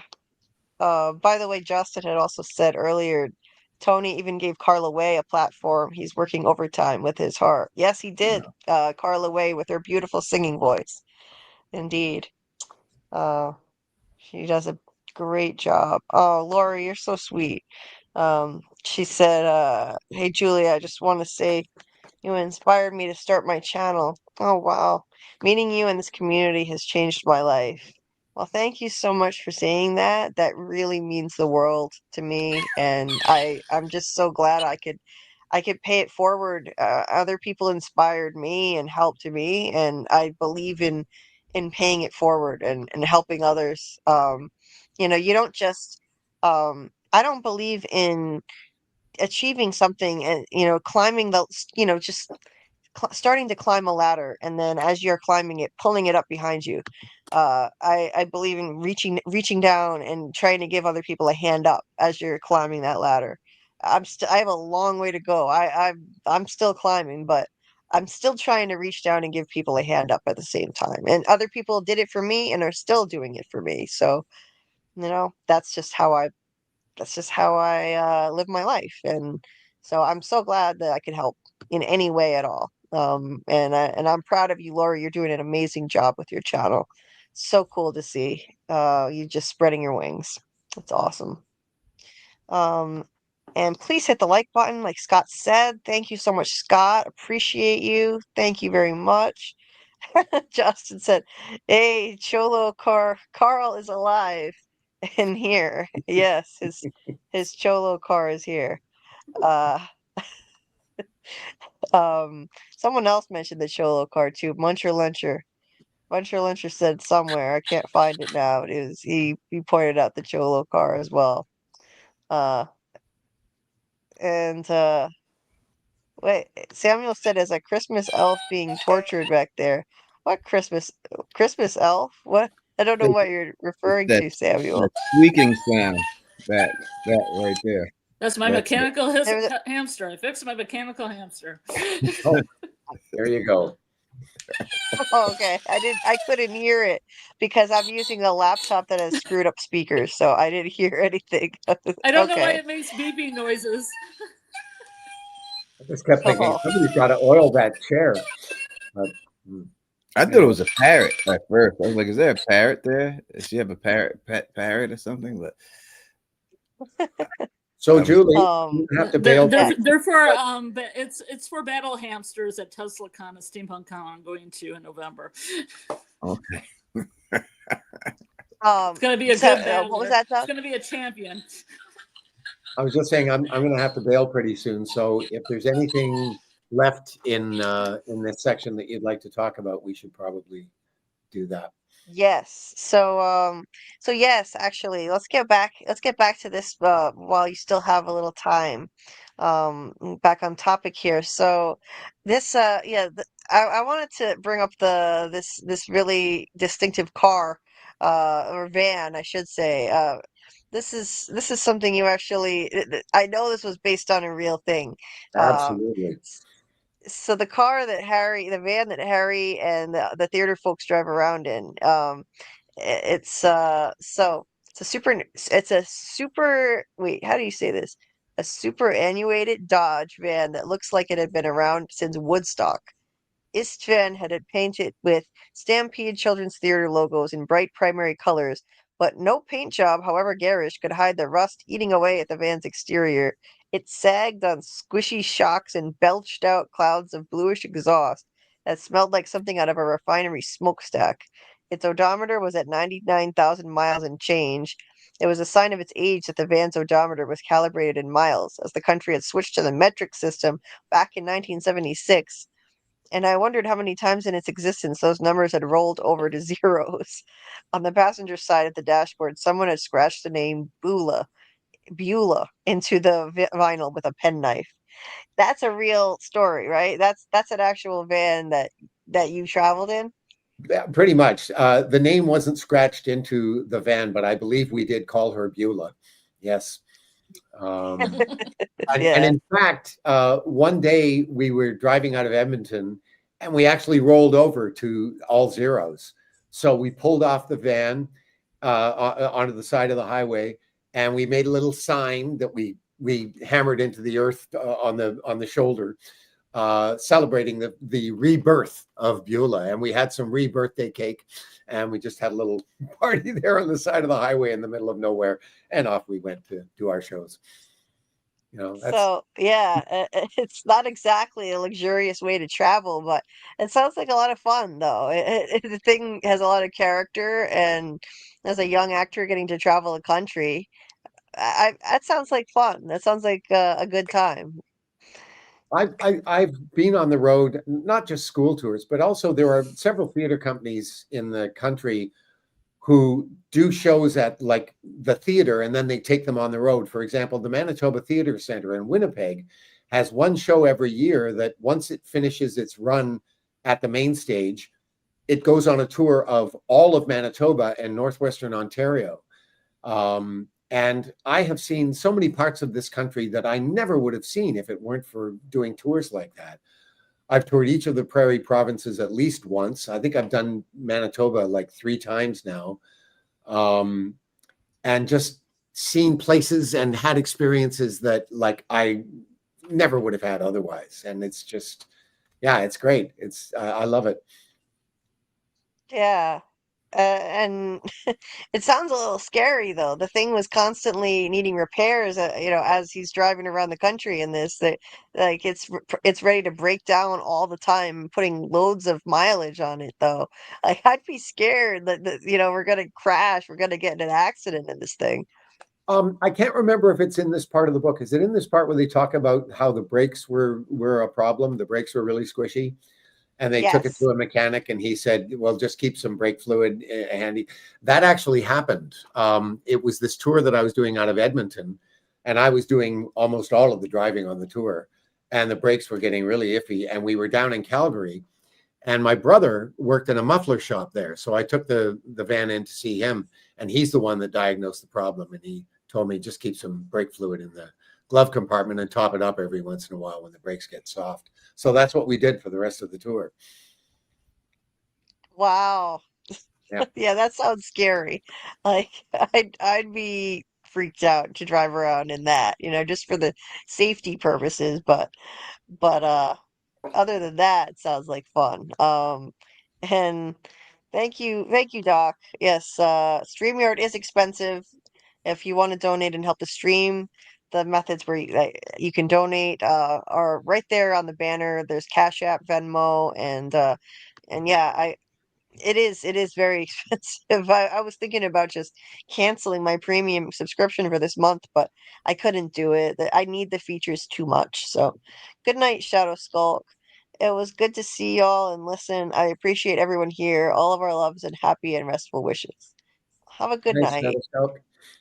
Thanks for being here. And Johnson said, "Yeah, Doug gotta oil that chair." No, it wasn't. I It think I could wasn't coming utilize from there. this. Yeah. It Um. might be the next goat. Yeah. Uh. God. And then there's a passage that I know is really relevant to you, Doug. What he says about how school tours really helped. Let me see, where is it? How school tours helped a lot with developing his craft as an actor. Just trying to find it now. Where is it? I highlighted it, but it's not the most flashy work, but it does give you. Oh, here we go. I found it.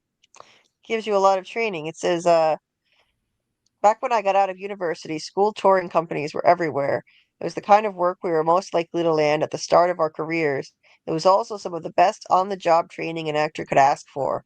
The lessons I learned while touring around in vans across the Canadian landscape have stood me in good stead to this very day. Things like how to keep a show fresh during a long run, how to overcome the deficiencies of a bad script, how to capture the interest of an inattentive audience. Yeah, kids must be really difficult to keep the attention of. And most importantly, how to get along with people under conditions that are often far from ideal. I even toyed with the idea of writing a textbook on the subject. I was going to call it An Actor Perspires. Apologies to Konstantin Stanislavski. That I know that passage is true to life for you, Doug. Yeah, I actually That's did think about writing a textbook for kids in theater school, because I knew that a lot of them were going to come out of school and this was going to be the kind of work they were getting, and virtually nothing that they were learning at theater school was preparing them for it, you know. So yeah, one possible title was An Actor Perspires. The other one was No Soap, No Paper Towels, because that was generally the case in the washrooms that we spent a lot of time in the various schools we were in. So yeah, it was a whole other world, but it really doesn't exist anymore. There are still a couple of touring theater, children's theater companies around, but nothing like when I was a kid. They were all over the place back then. Yeah. So that's not a big thing anymore. Oh, that's a shame. Well, the Yeah. problem is that the schools don't have the budgets to bring the Mhm. tours in anymore. And so, you know, a Mhm. lot of them just kind of fell by the wayside. There are still a handful of them, but nothing like when I was younger. And it's a Yeah. shame because for a lot of these kids, it was their first exposure to theater, you know? Mhm. Right. And you know, it's yeah, it's not easy capturing the attention of a bunch of kids and you know trying to keep their interest and you know and yeah, the deficiencies of a bad script.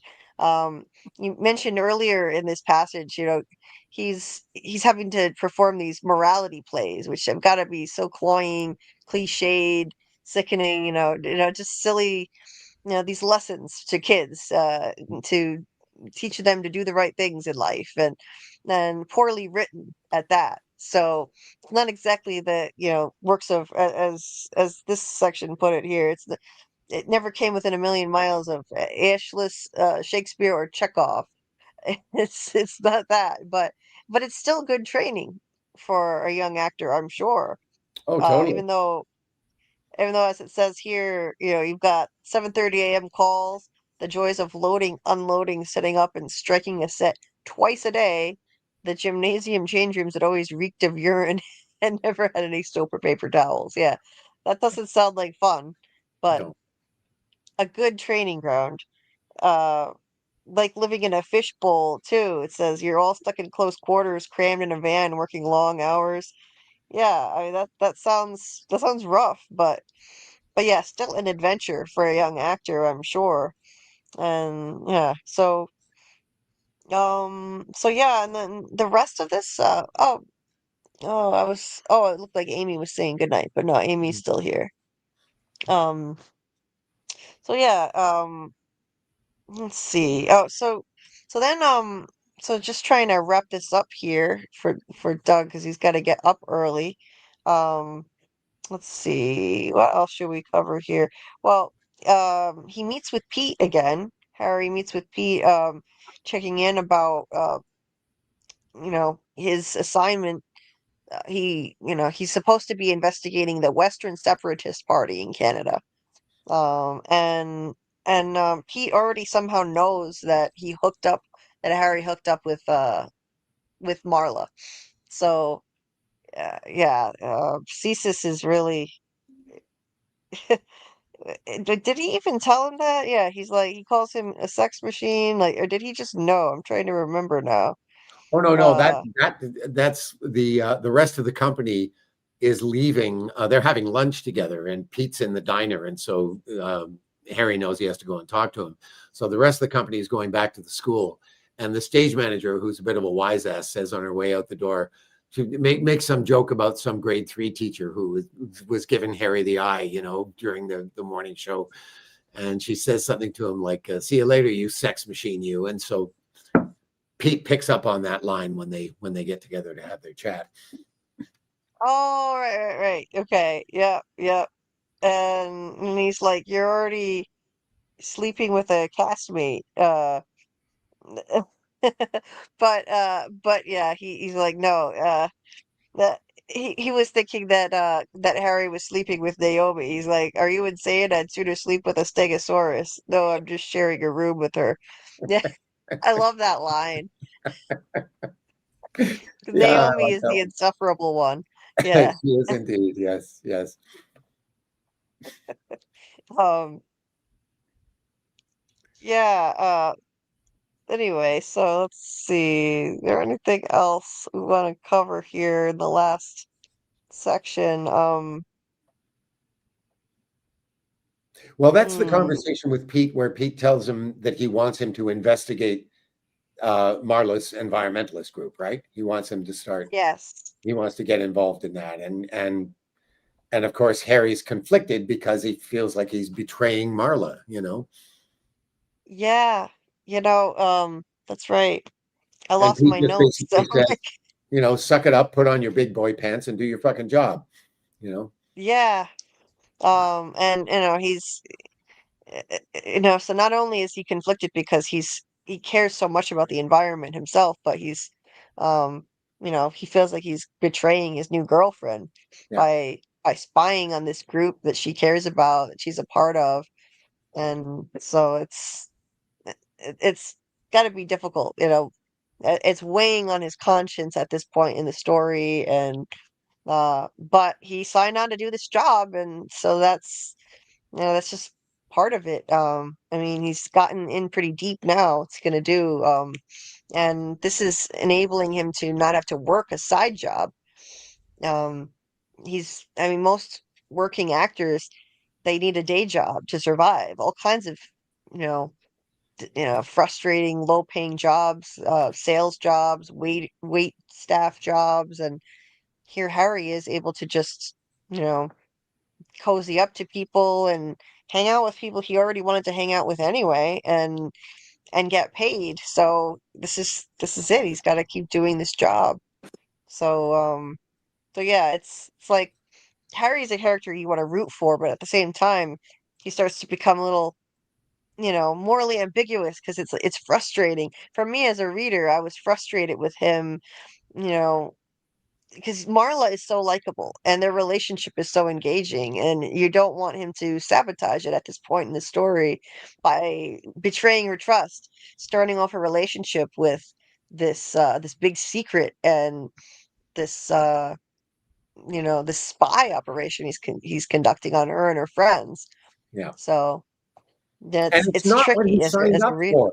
This is not the job he was told he was going to be doing. It was like, what's wrong Yeah, with me just sitting in the bar and chatting people up like you said I was going to be doing, and suddenly he gets asked to do this. And it's like, how is this more important than me checking out a group that wants to split up the country, for God's sake? You want me to hang out with some environmentalist group? What threat do they pose to the country? What the hell? I mean, it just, right. on top of being, morally repugnant, it doesn't make any sense to him. And of course, it all eventually will, but not just quite yet. Right. Yeah, it's tough. He's kind of between a rock and a hard place right now, and it is morally ambiguous, and it's not what he signed on for. So, you can continue to root for Harry in this situation, because he is kind of protesting it, but he's got to keep doing his job. Yeah. Um, yeah, cheers to Stanislavski and traveling theaters. Yes, Justin.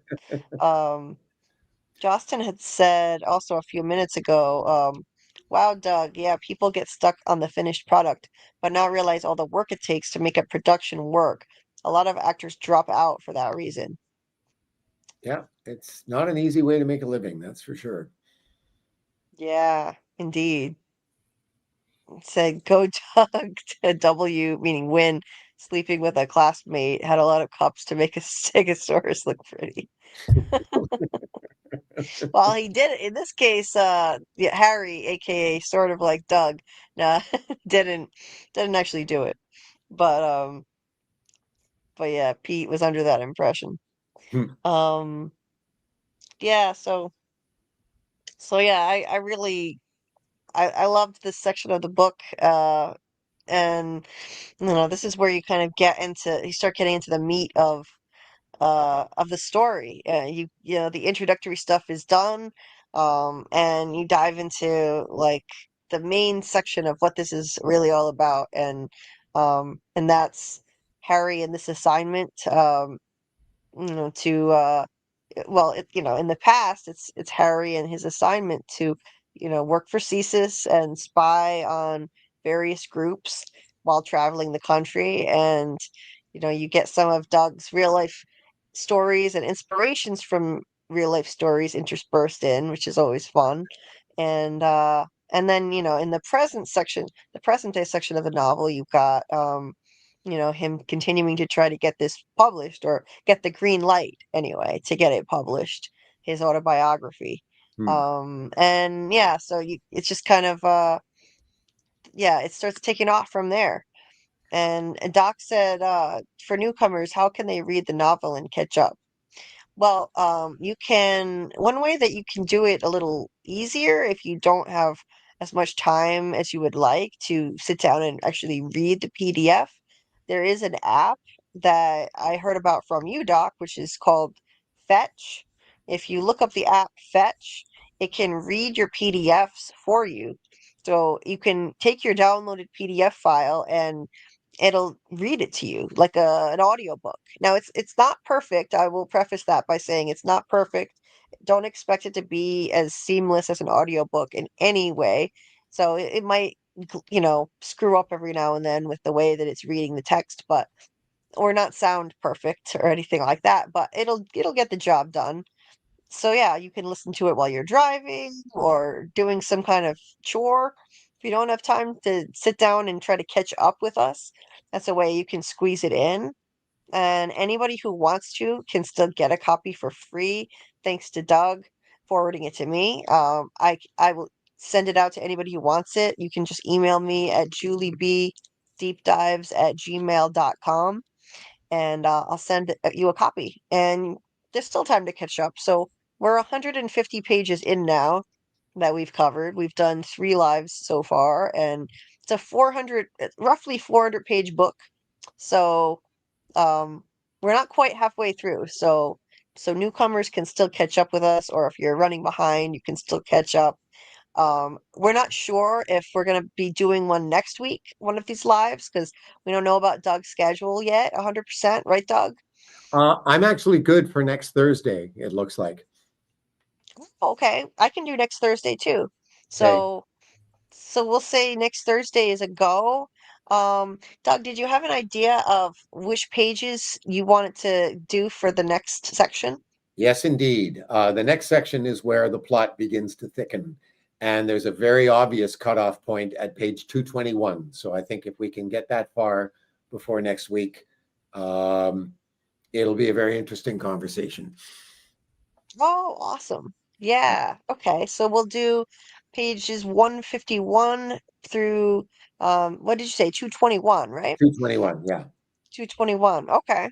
So we'll do that as our next section of our Poor Player Book Club lives. And yeah, so we can still catch up folks if you are running a little behind, and that'll be a week from tonight. And it'll be the same time, 10 p.m. Eastern time. And oh, Speechify. That's another one. So oh, not Fetch. What am I talking about? Sorry, my brain glitched. It's not Fetch, it's Speechify. It's Speechify. Thank you, Doc. Yeah. It's Speechify. So if you Oh, download the app Speechify, it can read those PDFs for you. Speechify. Forget what I said before.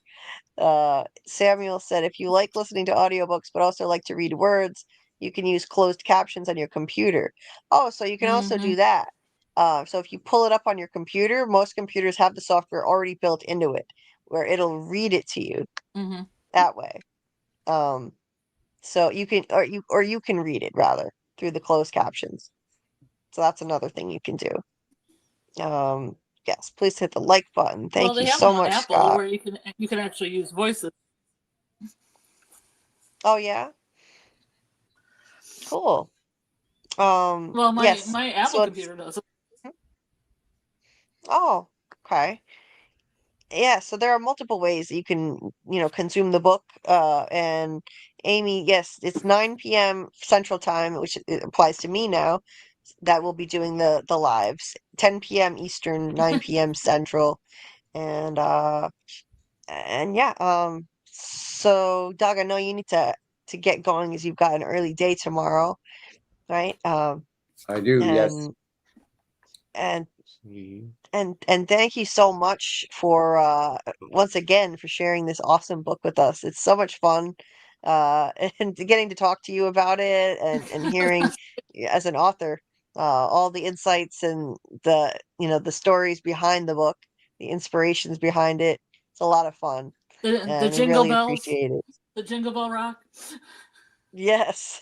the, the very colorful little narrative with the with the bells. The around Harry's little package. Uh that was yeah. What is definitely the most memorable scene I in the book for me. One Um exchange that I really like and is like when they're leaving his place and they're going up to her place to spend the night, which is right near the end of that the day that they go to Banff, and um he says, yeah, she's one of them says something as they're leaving the place about how they're going to her place to hump like rabbits, and as they get in the car, um, uh, he says something like, humping like have you ever seen rabbits humping? It's a bit like watching porn on fast forward, and her response is, "I thought I was the only one that did that." I love you, Marla. I really do. yeah. Anyway. She's a great character. I love her too. Well, Marla's full of surprises. That's all I'll tell you at this point. Yeah, Yes. so the next section of the book, a lot of that comes down. So it'll be very interesting to hear what people think next week. Yes. So looking forward to that. Amy said it was good seeing you, Doug. I enjoyed the book. Thanks, Amy. I'm glad to And hear that. It was good to see you too. Doc said good night, Doug. Sweet nightmares. Good night, Doc. Justin, always great to see you, Doug. Hope you sleep well and have an awesome weekend. Thank you for the stories and the laughs as always. My pleasure, Justin. Thanks for coming. And Lori, good night, Doug. Sweet dreams. Good night, Lori. Lovely to see you. I'm sorry we didn't get a chance to chat. Yeah, okay. So I guess same time next week. Yeah, sounds good to me. I will see you Thanks, then. Doug. Tony, Have a great night. thanks for hanging out with us. No, thanks for having me, and thank you for your help with your script and stuff. And when I get this thing into production, I promise you, I will get it filmed and I will get that sent to you to show exactly what they do with your work. You may not be allowed to do that. Actually, I don't know what the I laws can't send are. it to you. I no, just filming it in the first place. They have Actors Equity has a lot of rules about that kind of thing. You'll have to check with the theater about that. But yeah, I think that might be tricky. Yeah, we were trying a long time ago. We were trying to do a live reading, and we would have had to pay a licensing fee, I think, to do a live reading online. Yeah, but filming it is like even the problem with filming it is. Julie remembers that. Yes. The concern from the publisher's point of view is that like someone might film it and like try and distribute it commercially. And I know that's not what you're trying to do at all, but like to guard against that, they have these very strict rules. At least they do in Canada. The only time you can film a theater production in Canada is for archival purposes. Like the theater can do it themselves, but they're the only ones who can. And they have all these rules about how it's shot. Like the camera has to be at the back of the theater. There has to be a string hung over the lens so that there's this line running through the middle of the film, so you can't distribute it commercially. Like it's a real big deal. So yeah, I know it's nuts, but that's the way it is. I don't know what the rules are in the States. I'm just putting that out there for what it's worth. I will look into it and see what's going on. Okay. Anyway, on that cheery note, I must be off. So take care, everybody, and hopefully I'll see you all next week. Yeah. Scott says good night and good night, Doug. See you next time. Thanks for having me. It's a pleasure. Bye. And then there were four. Oh. The great Doug Hughes. Apparently you wanted to serenade Doug. That is all right. She asked a couple of questions about me earlier on the chat, so I'll address them right now, real quick. Yes, we are covering Welcome to Derry, the Phil and Issues guy and myself, and we are also covering the Break the Better Call Saul spinoff, whatever, Pluribus, or whatever that is. We'll be covering that. Pluribus or whatever. We'll be covering those two shows. It starts 7 p.m. Sunday is the pregame, and then we're gonna do a post game right after the show. So that is our plan to do it right off the bat. So we'll start this Nice. Sunday. We'll start this Sunday. And then we'll keep it going for the whole season. It's messed up because I was doing the Dexter stuff, and then I got really sick, and I never got a chance to do the final episode. Like I did everything, and I got sick the week of the final episode, and then I was out for Oh like no. 3 weeks, and I never got a chance to really cover the final episode. So it sucked. But hopefully everything works out good on this show, and hopefully people like the show. I'm hoping to like the show. I don't have high expectations. I'm not a big It person or someone who knows much about the franchise. So go into it, you're not blind, but we'll go into it and we'll see what we get out of it and stuff. And hopefully it's a good show. That's all we could hope for. Oh, I'm sorry to hear that. That sucks that you got sick and didn't get to finish your coverage of Dexter. I haven't watched the original Dexter, so I couldn't watch this show, and yeah, I didn't. But I did like check out your channel like every now and then. I'd see like how you were doing with it, and you were killing it with your coverage of Dexter, Tony. You were doing an awesome job. I was looking at the numbers, and that's You're awesome. doing good. And the biggest, Congrats on that. it should have been the biggest numbers for the last one, and I was just too sick to do anything. It's fucked up everything. Fucked up everything. But Oh, damn. it is. That's life. That's YouTube life. It happens. People just said what up to me. What up to y'all in the chat? And fuck the Blue Jays. All right. I'll say that straight up. Fuck the Blue Jays and hope they lose and get swept. And that's the way I feel about them, even though I love Don Mattingly, but that's just the way I feel about them. All right. So whoever's putting that go Blue Jays stuff, you forget about you. All right. I'm not going to talk baseball. All right. It's basketball season. It's time for the Knicks. Time for the Knicks to win. So yeah, Michael had said, "Sup, Tef." Yeah. Doug's a big, good thing Doug wasn't here for that because we might have a baseball debate on here because Doug was psyched earlier talking about the Blue Jays. He's being from Toronto, he's a big Blue Jays fan. Damn So Blue Jays. yeah, but it's just, it is what it is, that's where he's from. Yeah, you have the right Josh. to cheer for your team. I'm not telling you not to cheer for your team. Cheer for your home team and everything else. I feel the way I feel about it. Sure, sure. Justin said, "Oh shit, let's go, Tony T. Welcome to Derry is lit. Pluribus will hope for. Technically, the one more shaky as a hit." Um, yeah, I think I think Welcome to Derry looks awesome. I don't know a lot about it. I'm I mean, I haven't read the book, so I'm not an expert on this either. But I loved the original miniseries from 1990. I loved both movies, and I just rewatched both of them to refresh my memory. I'm also watching some explainer videos, which helps as someone who hasn't read the books, just to give you a little more context. So I watched like an explainer video about the history of Pennywise, and in the book, he's like a billion years old. He's been around for a billion years instead of a few hundred. And you get all kinds of really interesting, strange facts about it if you look up explainer videos on Pennywise and other things about the It book. Not that you need to. You don't need to appreciate the show, I don't think. But it does help if you've seen the movies. I would recommend to anybody watching in the chat, like watch the movies. It Chapter 1, Chapter 2.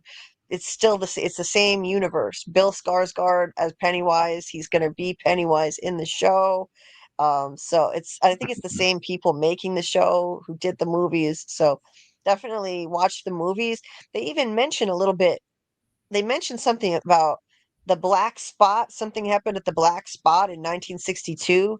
That was one of the previous horrible episodes with Pennywise, but they didn't say exactly what happened. And this show is going to be set in 1962. So I'm guessing that's what they alluded to in the movies. So we're going to see whatever went down at the black spot. And every 27 years, Pennywise comes back and wreaks havoc again, taking children and, you know, doing Yeah, horrific things. and first off, Samuel, you're exactly correct about your statement. You're 100% correct. I agree with that.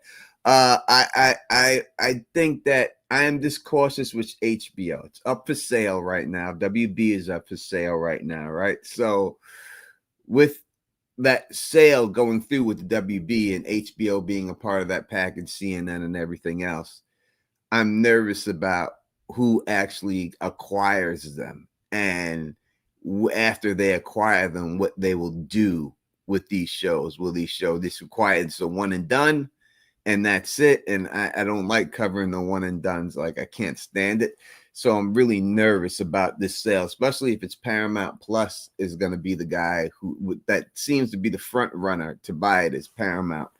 And that's the same people that got rid of a Colbert and for political purposes and all that, and the owner of Oracle and all that. So I'm nervous about what they'll do to these shows and everything else. But politics aside, I do hope that it's a good show. We shall see. I hope it's a good show, but it's going to be a lot of people on YouTube covering this show. I really don't like to cover shows everyone's covering, but I'm doing it anyway. So we'll give it a shot. We'll go out there and just do it anyway and just have some fun on it and everything else. So hopefully that's what we're looking forward to, and we'll see how it goes and everything. I hadn't heard that about Paramount acquiring it. Yeah. So they're going to be. So you're talking about it, the series, the Welcome to Derry series. I'm talking about the network itself, the WB network. They acquired HBO. Oh Not my yet, God! not yet. It's WB. So WB owns HBO. They own CNN. They own all the catalog. It's up for sale right now. And Paramount, the person who owns Paramount, the guy who owns Oracle just bought Paramount, so he owns that. So now the next thing, and that's why Colbert and all of them got taken off the air as soon as he brought them stuff, because he's friends with the president and everything else. So now he's trying to get the WB for the catalog of it, and they're the front runners to get it. So it just makes me nervous. If once the acquired does happen, it will happen, because there's no one else going to match the offer. He already gave 2 offers. They turned down both offers, but that's what you have to do when you're negotiating. You're not going to take the first offer that comes up, but eventually he's going to get it, and then we'll see what happens after that. I can't stand that. These companies swallowing each other up. All kinds of lousy things can result from that, and including shows getting ruined or canceled. And yeah, I don't like the sound of that, but we'll hope for the best. And I've been looking forward to this show for over a year, since I first heard we were getting it, and waiting forever just to find out when the hell it was going to come out, because they they said sometime in 2025, and it wasn't announced until just a few months ago. Finally, they said October, but no date. And so finally it's coming. It took them long enough to get around to, getting getting us, even a release date. And now it's finally here, Sunday night. I'm excited to cover it. I know it's not going to be like anything like From. A lot of people will be covering it, but and I'm just a little, tiny channel here, but I love the It franchise, so I'm looking forward to covering it and just have fun. And um, so I'm gonna be doing every Monday night, 10 p.m. Eastern streams, 9 Central, which is me now in the Central time zone. So that's something I've got to get used to, being on stream earlier. And then Sunday nights we'll do watch parties in the Discord. So if anyone wants to watch with us, you can join my Discord if you're not already in there. The link to join my Discord is in the description of this video, and we'll stream it live when it drops. And I highly encourage you to check out Tony's coverage of the show, the pre-show and the after show, before and after. Welcome to Derry airs on Sunday nights. Hopefully it's a success. Hopefully when we do it, success. I have fun with Phil no matter what we do, right? So it's a good time just hanging out with my boy and stuff. So we'll see how it goes, but we'll do it for the whole season, no matter the views and anything else. We'll just keep it rocking and stuff. And hopefully, I'm just hope for a good show. I really hope it's a good show. I really hope the best for it. Because I've seen these shows, man, that are set up to be good. I mean, listen, Peacemaker was supposed to be good and let me down. I can't lie. You know what I mean? And the Night of the Seven Kingdoms, I'm nervous about that. I don't know. 8, I think, what is it, 6 episodes at a half an hour apiece? I don't know. I don't know if that works. I just don't know if it's enough time to flesh out the whole story. So we'll see how it goes, and I hope nothing but the best, and we'll see how it goes and everything else, and that's what it's going to be and everything else.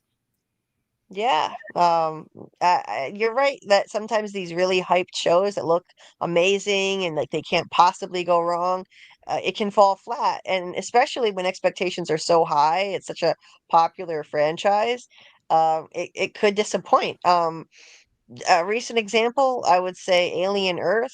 A lot of Mm. people were really disappointed with Alien Earth. Alien is such a popular franchise, and I saw a lot of YouTubers hating it, absolutely trashing it, and I could not get into it enough to cover it. I was going to cover it, and I just could not. It's not that I hated it, but there were too many issues with it, and I just think sometimes with big franchises like that, the expectations and the hype are so high, but they can't always deliver to the fans' expectations at the end of the day. Well, So they let's they hope Welcome changed to Derry will do a little better. they changed the story with Alien, right? So when you deal with these fan bases that are huge fan bases like that, and one thing I realized about these fan bases is that, especially when you're dealing with these nerds, and I ain't gonna lie, I'm one of them, but they're very technical and they want things precisely to be a certain way and everything else, and one thing be off and it ruins everything. And they change too much stuff. And when you start changing stuff that people ain't happy about what you change, on the average fan may like that, but the core fan base won't like it. And so you really got to hit that average fan and not the core fan base. That's what you really got to go after. The core fan base is there no matter what. But Alien, it's not going to get a season 2, I don't believe. I think it's done. I think that'll be the end of that show. And for a show with such high expectations, just to fall off one season like that, it can happen. See it happen all the time. So especially with these streaming networks and everything else, they just get rid of stuff so fast that you don't give a show a chance to grow. Show running it. Say it again. Say it again, Scarlet. I don't even know if you guys can hear. I've been talking. No, I we think you just have a heard Look delay, like Noah Scarlet. Hawley at the home. I think Scarlet has a Okay, delay. well, I've been trying to fix it. Yeah, Well, I know anyway, you Noah went out and came back in. Hawley at the home of anything like Legion, you would expect it to be a lot more surrealistic, and I don't know if you're even hearing me. Oh, okay. No, I heard you. We heard you on that, Scarlet. Okay. Legion was good. Legion was good. Yeah. Um. So He's a different this- type of storyteller. I don't think people Yeah. expect what he does. It's like, Yeah. I would say this last this monster on with Ed Gaines, on Netflix. I didn't really particularly like it. I love the Dahmer one. I love the other ones they did, but this, I just didn't think they knocked it out the park with this one. I thought that it was just a little bit. I think what happens is when you do a show and you have the same showrunners and they do a show over and over again, that they want to think outside the box and they want to really be creative with it. And I think their creativity stepped a tad too bound with it. Instead of just telling the story straight up, they wanted to do it in a creative way. And I just think the way they executed it, to me, it just did not work for me the way they did it. And that would have been better to me if they just told the story straight up without all the dreams and all these other things that they put in there that you have no idea if this is what happened with this guy in his life or anything. You're just guessing and putting it in there and stuff. So I just didn't like the way they did that with the show. So I think they got a little too creative for their own good. Right. Yeah. Oh, I had highlighted this earlier, but I saved it rather. start it, but Justin had said this to you, Tony. 200-page screenplay is crazy work. That's an over 3-hour movie, sorry. Always better to write more and take out, but you may want to turn it into a series if there is that much material, Tony. Well, so Justin's a it is screenwriter, so all right. So yeah. say it again. Justin's a screenwriter himself, so Oh, all right. So uh, he should yeah. get with me, and I'll give him a copy of it. So what has to happen is 200 pages, but I would say a lot of it is set up for scenes and stuff like that. That's in it, and camera angles and things like that. Like I put all that in there. And I think I need to remove a lot of that. And if I removed a lot of that, or whoever took it and directed it, put their own spin on it and everything else, it needs more dialogue on certain things. And I need to have more character talking to each other than like what I have on it. I could see it works, and I read it, but I just think there's some things that need to be more fleshed out for it right now. So I got to flesh those parts out. And once that, and again, it's just the first draft. I plan on, I think really 3 drafts, and then you get where you really want to be. So, it's all there and everything else. And if some stuff has to be removed for it and everything else stuff, and just focus on a couple of other things, then that's what will happen. But, just wanted to get it all out there and stuff like that and everything. Like the movies that I wrote is done, like the beginning, the middle, the ending. It's all done. It's all written. It's all done. It's there. It's just basically going into it now and just tweaking it out and making it more. It flows very well. I just think the characters need more dialogue on certain scenes. I think they need to talk a little bit more. So I just gotta go back and fix that stuff. That's what it's all about. Well, that's awesome. I'm sure that's an immense amount of work, and yeah, good luck to you on that. This is 3 years in the making, this thing. 3 years. Oh my Yeah, God. you're working on that. I've been working on this for 3 years. I put the book aside. I worked on this, and I came back to the book, and I pushed that aside. It's been 3 years I've been working on this thing, and it's finally at the point where right now, it's there. It's right there, and the story is good, and everything else, and everything is great, and it's just needs a little tweaking. That's all. Just a little tweaking. And that's it. I'm not a professional screenwriter, you know what I mean? This is the first screenplay I ever written. So, we'll see how it goes. So I like it though. And that's that in the end, that's who if I like it, I think I have good taste. So if I think it's good, it's good. And I think it's good. So Yeah, well, good luck. I mean, that's congrats on all the work you put in, and getting this far, and good luck going forward with it. And I hope I hope you can pitch it to somebody, and get this produced one day, before long. That would be amazing. that would be amazing if I'd love Michael B. Jordan to star in it. That's who I wrote it for, and Idris Elba. So like those would be the ideal 2 lead people in this role in this movie if I was able to get anyone. But you got to get to the people, right? You got to get it to them. You got to get it to the right people and stuff. And I don't know. I'll just we'll see. We'll see. I'll get it done, and once it's done to a point where I feel like I could share it out there for people, then we just put it out there and send it to their people and see if they actually give it a read. And they probably get so many scripts a day, but it's no different like back in the day when I was trying to get signed on a record deal, and you take your demo tape and you send it to the record labels and everything else and all that. That's the game. You put it out there and you hope that somebody listens to your demo, and that's all it really is. And that's what it comes down to in the end. So we'll hope someone just gives it a read, and if they give it a read, hopefully they like it and stuff. And Julie is stuttering right now. Oh yeah. So yeah. So I'll keep talking with Scarlet. Scarlet, how have you been? I've been fine. I started teaching at school. I've been really busy. All right. What grade are you teaching? Kindergarten. All right. There you go. Oh, yeah. There you go. There you go. That's nice. That's good work dealing with children. I work with children myself. So it's a very rewarding situation. I bet you're doing that and everything else and all that. So I'm glad that you are doing that. You know that we have I think she switched it up. we have moved to the phone, this phone view now. Why can't I hear anything? We have moved Sure. to that. We can to hear the you. phone view. I'm on here, but I don't hear anything.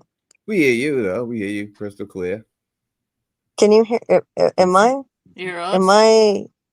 Yeah, they can hear you. Okay. Yeah, we can I hear you. can't. So I can't hear a thing from my phone. My laptop died, and I just moved in here, and I don't know where my charger is. Oh wait, I think the charger is Oh, okay. Do you have the charger? So Okay, yeah. Justin says we can hear you, Julie. Okay, thank you. I don't know what's wrong with my phone. So the move is done. I don't know what's wrong with my my phone, but now I can't hear anything I don't from know it. if she can hear us. Yeah, she My can't laptop died. I'm having all kinds of tech problems tonight. Chaos. But sorry about that, Tony. I wish I could hear you. I'm gonna be getting the thing plugged in and then start to wrap this thing up for the night. Yeah. Is it plugged in? Yeah. It's plugged in. All right.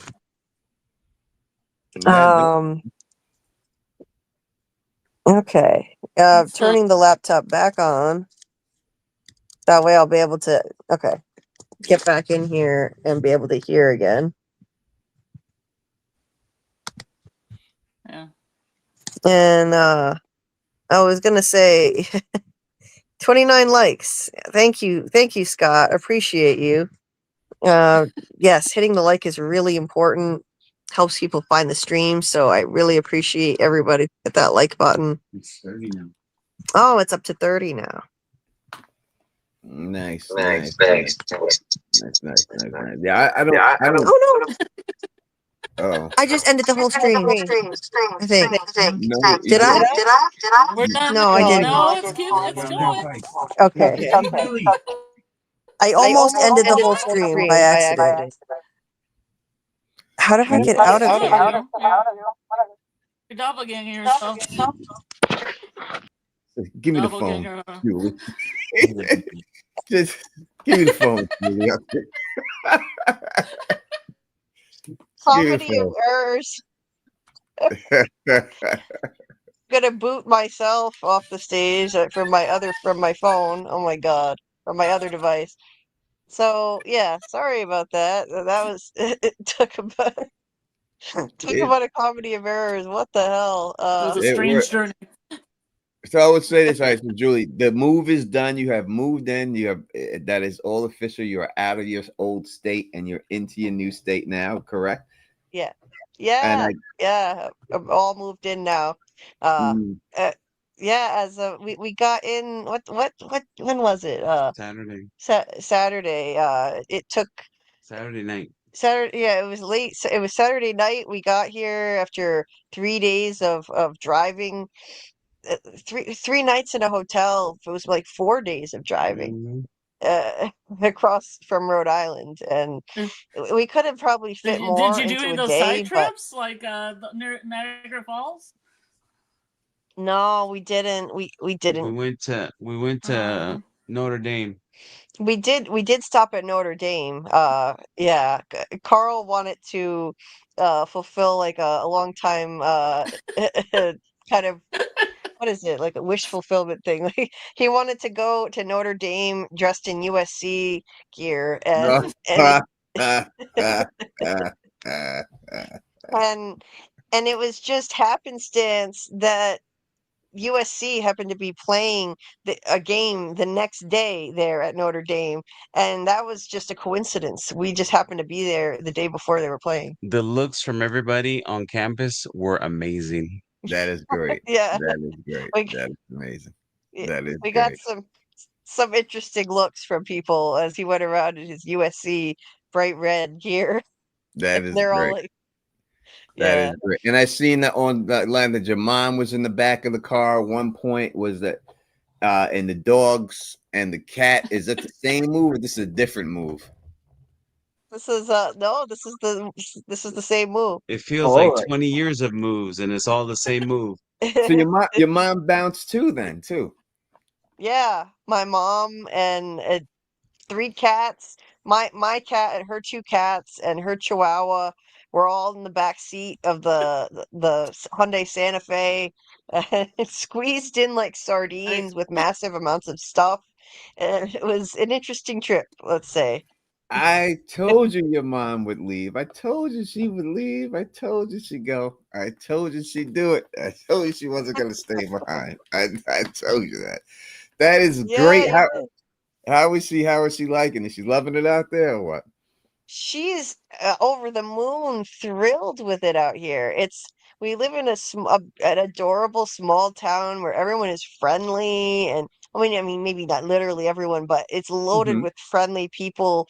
And Rhode Island is just so overpopulated. It's the second densest population in the entire country, second only to New Jersey. We're packed in so tight with a lot of rude New Englanders, and just everything is overpriced. The rents are out of control, overpriced, and everything else. Over here, she got a beautiful brand new apartment for $300 less a month than the rat hole she was living in Rhode Island. And she's just thrilled with it. So it, Nice. it worked out Nice. beautifully. She's a That few minutes away from me.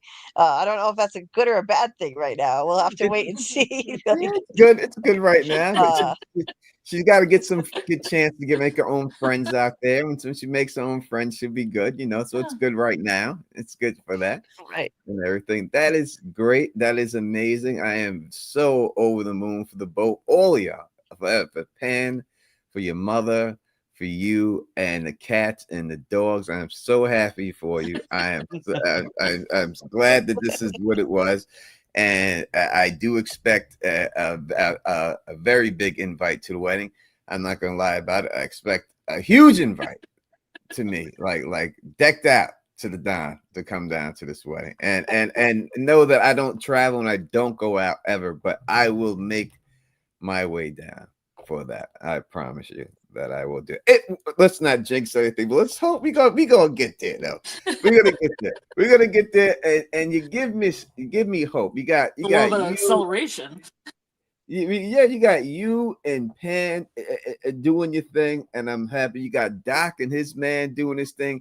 Scarlet's doing her thing. Y'all give me inspiration that maybe at some point in my own life Yay. that I will be able to find somebody. Maybe we'll see if that is in the cards for me. But I guess I have to stop going to the midget stripper shows for that to happen. But I did have a good time there. Not going to lie. Well, thank you so much for Cinnamon for is the your friend, Tony. yeah, well, I really appreciate all the well wishes and the good vibes, and you are gonna get a big fat decked out bedazzled invite to the wedding. Yeah, You can bet on that, Tony, and we'd be yeah, honored. We'd be thrilled to have you as a guest. yeah, It would be awesome. yeah, So, yeah. there will be. It's only a matter of time. Yeah. And yeah, No Scarlet, pressure. if you want to travel, you'll be invited. Doc will be No invited. pressure, Carl. The whole gang. So wait. So what Pixie is asking me dick out or deck that was my dick out at the at the midget stripper show. Is that what she's asking me? What? No, that's what she says, dick out or decked out. I would say both. All right, both. I was decked out with the Midget dick out. stripper show is what I want to know about. Yeah, I went to an all-female midget burlesque show. I think they're called the Micro Maidens. And I went there. I posted. Julie seen the pictures. I posted pictures, right? Julie, you see the picture. I'm not lying about this. Yeah. Well, yeah, it's pretty wild. And you know, Why? Why? What is the draw for that? Is that I wonder, like just pure curiosity. yes. I don't get out the house much. So when I do go out, I have to go out for a reason. So this was coming up. I know the people who own the place who did it, and so I said, I'm gonna go out there and I'm gonna see what's going on with these little people. It's not, I know people say it's tiny people. They call themselves midgets, so I'm going by what they said. You know what I mean? They the whole time call themselves midgets, the whole show. So this is what it is. That's what if they say it about themselves, and I could say that they said they midgets. And that's it. So it was a midget burlesque show, and that's just what it was. And it was a funny time. It was a fun time, and stuff. And it was funny. It was funny. I have videos. I have not posted the videos because the videos get a little crazy. But I have videos of this thing. I will send it to y'all privately so you can see the actual videos. I have video of them doing lap dances on me and everything else and all that. It's funny. But I have not posted. my. Yeah, I gotta see this. Yeah. How many yeah. can you get Do on your share lap, the Tony? video. I think I picked 3 of them up at one time. I put one on my shoulders and I had one in each arm and at one point in there and stuff. So it was a fun time. I would say I drank a lot, so it was on and popping with the Don up in there and stuff. So it was a lot of fun. It was a lot of fun. Well, you should you should get out more. You should get out and have fun. It's good. I probably do need to get out more, but I'm busy. I'm so busy. It's like I'm busy with this. I'm really focused on getting this screenplay done. So I just don't, between that, my job, and then now going back to the YouTube stuff, it's just I don't have, and then trying to work out and then being tired and sleeping and eating and showering. When you add all those things up, I don't have enough hours in the day to do everything. It's just hard to get everything done. So I just don't have enough time for myself at this particular time. But it is what it is. You got to keep grinding, and that's it. So that's the way I look at it and stuff. Yeah. Well, I mean, and as far as what you said before, of course there's hope. If I can find someone under my really dire and bleak circumstances, I mean, not to say, oh, woe is me, but I mean, I'm in constant pain. I have debilitating physical pain 24/7. It doesn't let up ever, and doctors don't know what's wrong with me. And I didn't get out at all. My whole life was lived through screens. That's it. I never got out because I was in too much pain to go anywhere. Didn't have anyone to help me go out and help manage my pain for me so that I could experience some life outside those 4 walls, my mom's apartment. So I mean, if I can, and also, I can't work a normal job because of the pain. So, I mean, under those circumstances, if I can find someone, I know you can, Tony, and anybody out there who wants to, there's somebody out there, I think, for everybody. You just have to, keep up the faith and put yourself out there. And I know you'll find somebody too. I don't know. I don't know if I'm ready to sleep in the same bed as someone 24 hours. Like I've slept alone for so long now. I'm so used to it. I don't know if I could have somebody sleep in the same bed as me all the time. I like my space. I got a king size bed, and I still like my space. And that's it. Like I've had women spend the night, and I've gotten up in the middle of the night and went on the couch because they all up on me and my space and stuff. I got to get out of here. I'm going on the couch. So I don't know. Listen, it's been a very long time. I'm content where I'm at right now. So it's no big deal at this particular time. But in the end, I'm sure it would be nice in the end. But we'll see. We got plenty. Hopefully, we have plenty of time left. God willing. So and that's it. But we're focusing right now on getting these things done and put out there in the world and everything else. So that is what it is. That is the way it goes and stuff and all that good stuff. So that is great. Maybe you could find a lady that loves the I Love Lucy lifestyle. It could be. that, you know, maybe I could. It's possible, you know, that Two that I beds. could do Yeah, that. You know what I mean? yeah, like Justin said, two beds, Yeah, like I Love Lucy. Yeah. You just gotta get, you know, I like my yeah. space.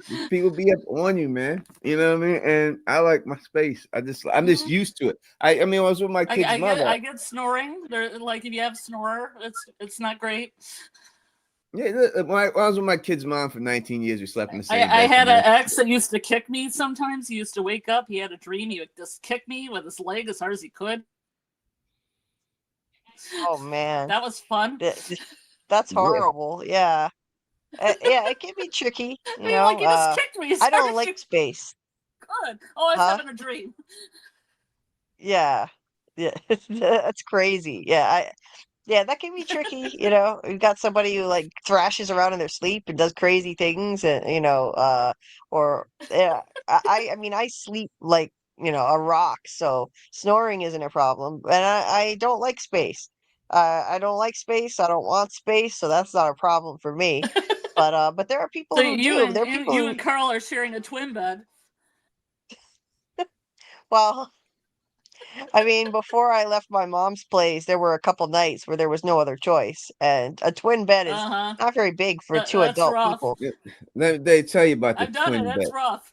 That twin bed.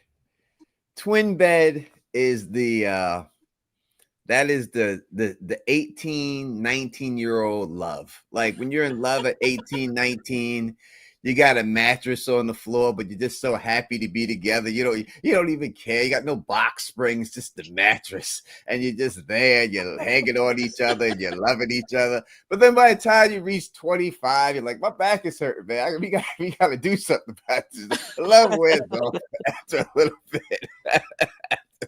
Yeah, But yeah. that 19-year-old love, that's a good love, that 19-year-old love. I went through that 19-year-old. That's a great love. I mean, I was with my kid's Yeah. mom. We had no heat in the place. We had no nothing, but we had each other and everything was good. But after we had each other for a couple of years, like, we got to get something better. Like, something's got to get it. We can't keep living like this, goddamn it. It just Yeah. can't be it, but in the beginning, it's that young love, and that is a great thing, and that's a great feeling and stuff where you feel like you can conquer the world as long as you're together. We can make it. We're gonna make it. Don't worry. Our love will carry us through. Well, then the landlord Hey, comes and says, "Fuck you, pay me." true. But you can still at any age, you can have that feeling like, you can make it no matter what. Yes, You know? Yes, you can. If you have I always tell people all the time, tell younger kids or whatever, or the kids to me.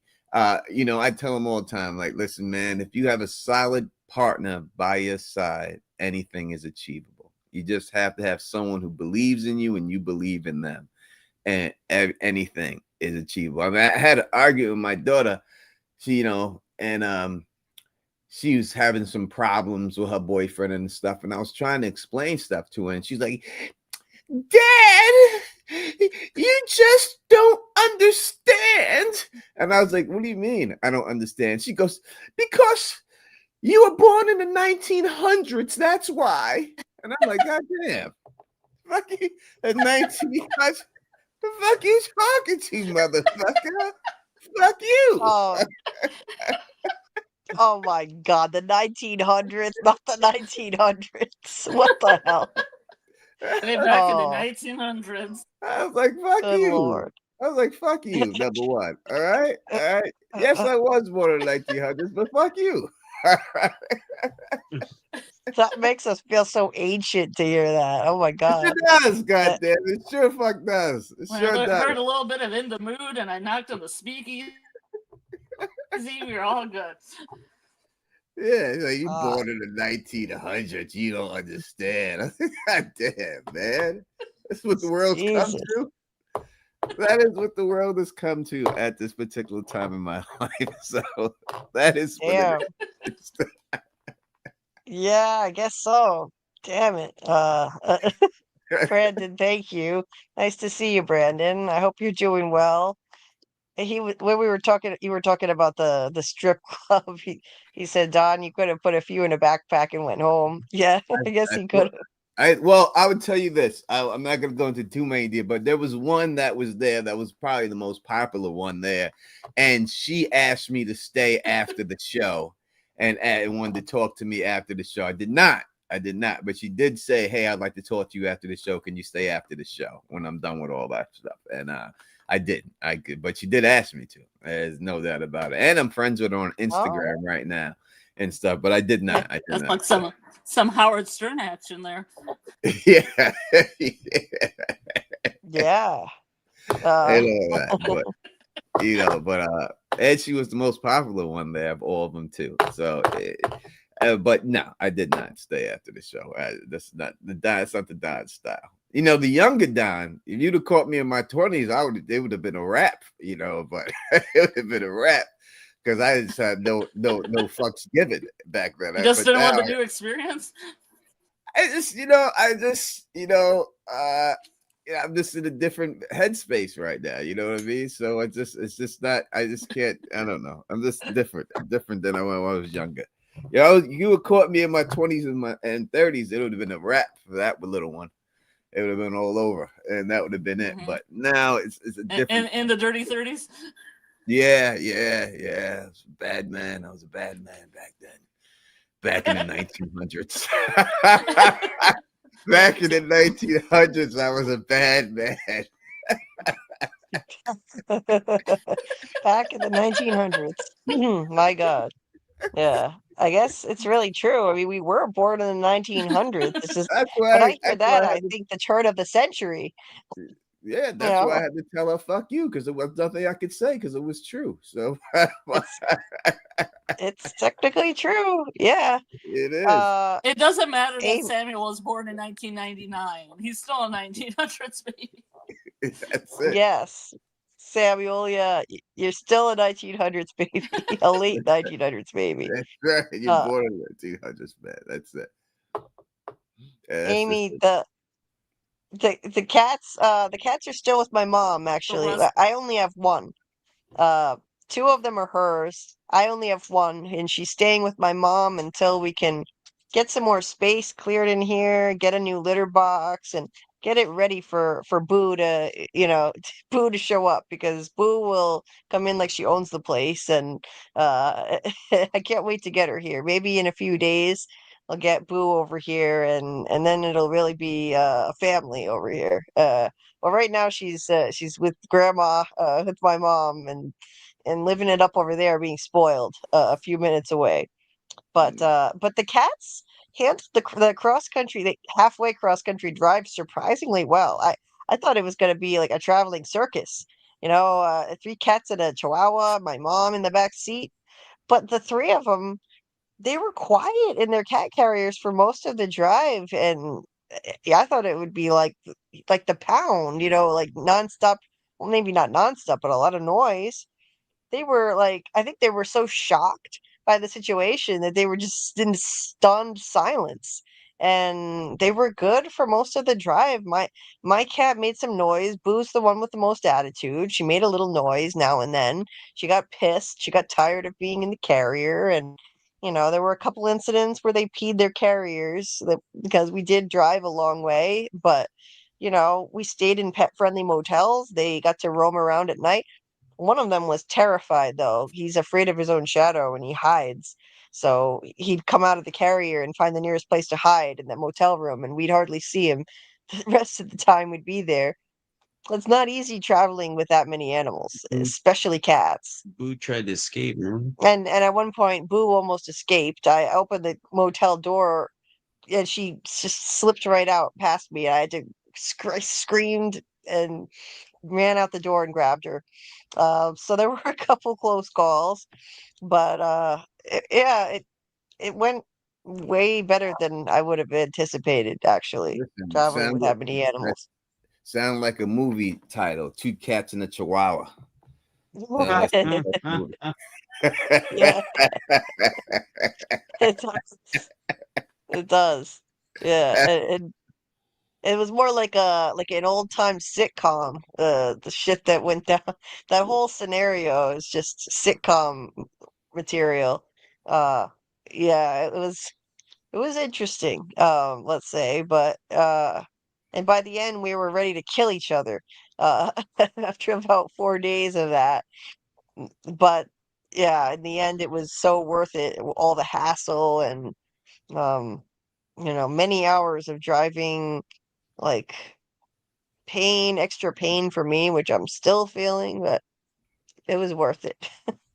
Worth It it. Now we're here. 100% worth it. It's gonna be. You got the rest of your life now, and you got to worry about that at all. You get the beautiful town to explore and everything else, and y'all just get to love each other, and everyone just gets to be happy.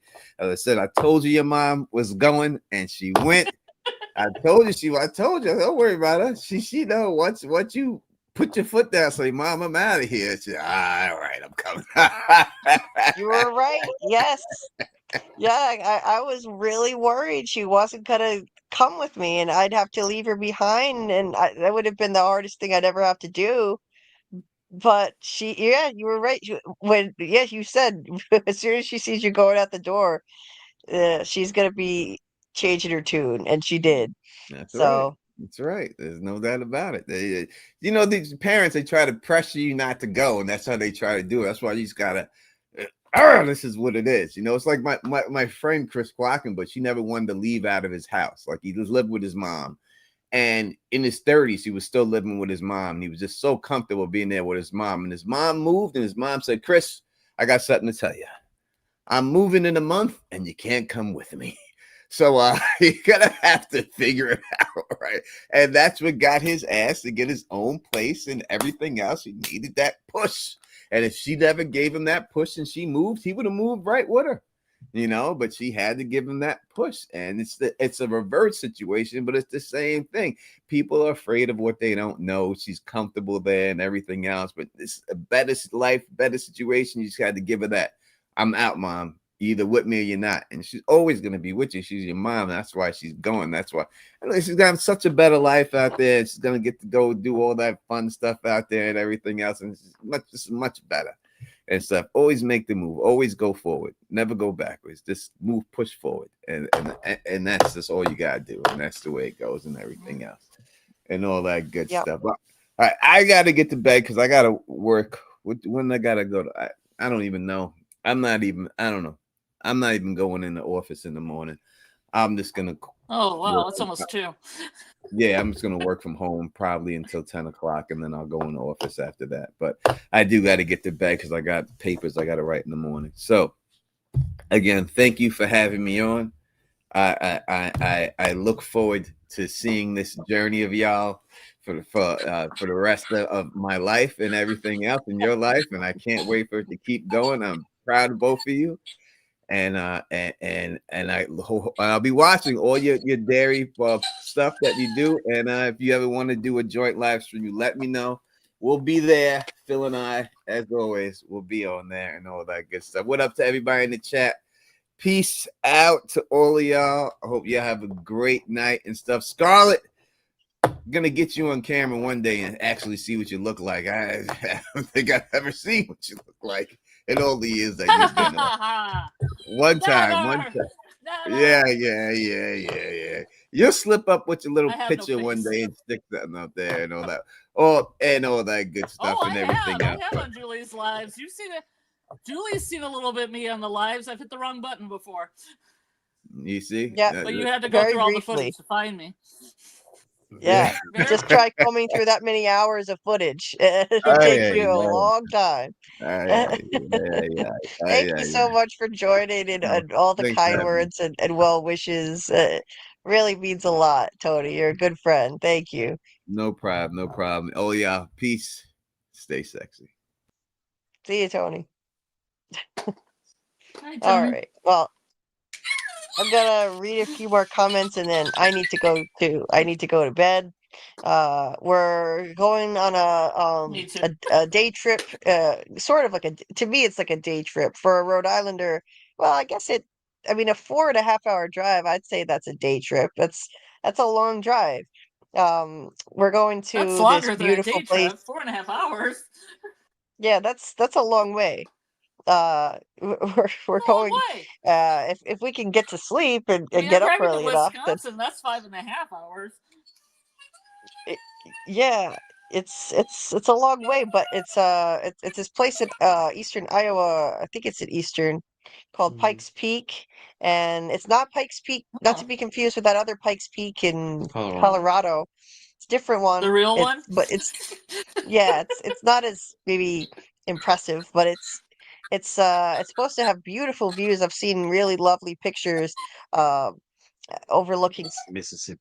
overlooking the Mississippi River and fall foliage. Uh, so yeah, I want to get enough sleep and try to take care of myself and because my pain has still been completely out of control from the moving, all the packing, and then all that sitting in the car driving. My pain has been horrible. And so I need to definitely wrap this up. And as much as I love being on here with you guys and I love this community, and I've missed being on here and chatting with all of you and connecting. I definitely need to get wrapped up and take care of myself.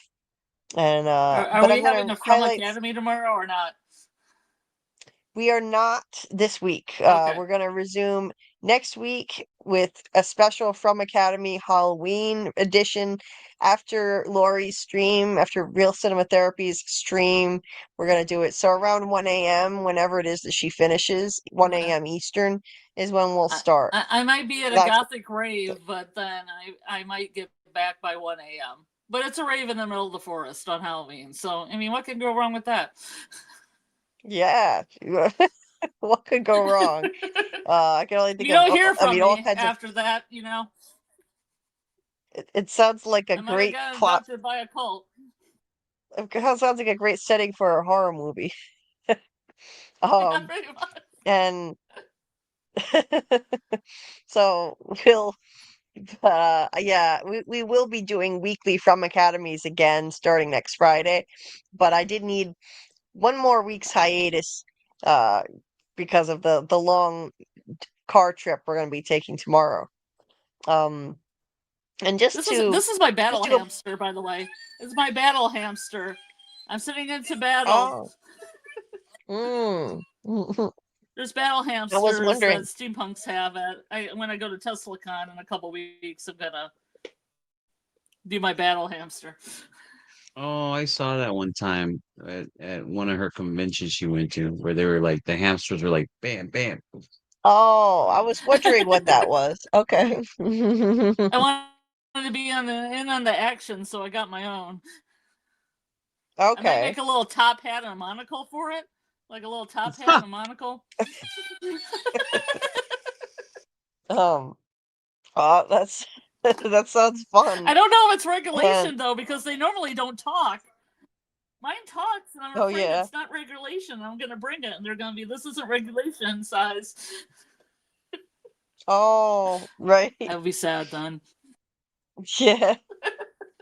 Well, that sounds like fun. I hope you have a good time with that. And I wanna I wanna highlight some comments What was battle? before What's the we pause for? I bounce. said battle hamster. Yeah. It's a what is it, a battle hamster? Yeah, but somebody said pause. I have no. I want to get in on the action. Okay, fine. Oh, okay. Somebody said pause. Yeah, I don't know. Amy said that. Okay. Oh, she said she wants to get in on the action, is all I heard. Um, Bam, bam, thank you, ma'am, hamster. um, I'm not having sex with hamsters. I'm belated, not Richard Gere, for God's belated sake. good night to Michael.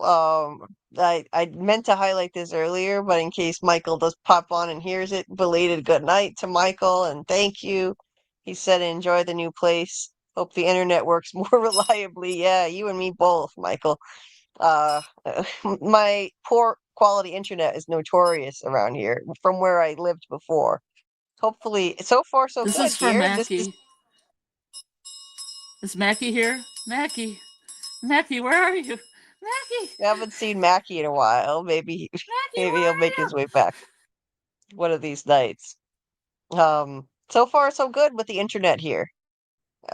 Doc said this earlier. He said, I adore your mom, Julie. Yeah, Doc got to meet my mom and me before we left, and she just loved Doc. Like, who wouldn't? I mean, Doc is such a sweetheart. So yeah, she was smitten just in a friendly way with how sweet he is. So yeah, it was mutual, Doc. She adored you too. Um, Amy, yes, Iowa has good rent. So if you need a more affordable place to live, try try like what part of Iowa. Iowa is this? Like what corner of the state? We're in the northwest one. So northwestern Iowa. Iowa is Uh cheaper. yes. I can't speak for all of Iowa. I don't know if the entire state is like this, but northwestern Iowa damn sure has good rent, especially if you look in the more rural areas, not too close to the lakes. There are some beautiful lakes just Mm, north of us. mm, They're like 20 minutes away. And if you look at real estate like right around the lakes, it's going to be a little bit higher, but here it's yeah, my mom got an apartment for $700 a month, brand new, beautiful, oh yeah. one room apartment for 700 bucks. That's cheap for 2025 in America. That's you Hmm. cannot find that in Rhode Island anywhere. It doesn't matter if it's a total rat hole. You can't find that. So, Hmm. yeah, and the people are friendly. The cost of living is lower than a lot of places, and in this area, yeah, I miss the ocean, of course, but the lakes are absolutely gorgeous and Hmm. huge. So it's a nice Yay, Lake. substitute for now. Yeah. And I'm then, surrounded by lakes. The Great yeah, Lakes.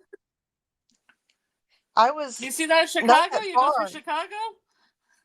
We didn't get to go through Chicago. I wanted Uh, to, and we passed really close to one of the Great Lakes. I forget which one. Lake Michigan. And I wanted to stop, but my mom was rushing like crazy to get us to our destination because of all the cats and the dog, and especially the cats being stuck in the carriers, and they were starting to pee themselves, and it was tough on them being in the long car trip. And so We were close to Lake we, Erie, and then yeah. we also were close to the Indiana Dunes. Oh, I'm sure Scarlett's heard of that. We were oh close yeah, to Lake that's Erie and beautiful. You the should Indiana stop Dunes. Indiana Dunes. Yeah. So what I I want to had a cross do, country coach that made me have run up and down the dunes when in my senior year of high school. We had to take off our shoes and run up and down the dunes. wow, that sounds hard. Um, Oh, it was. Pause. yeah.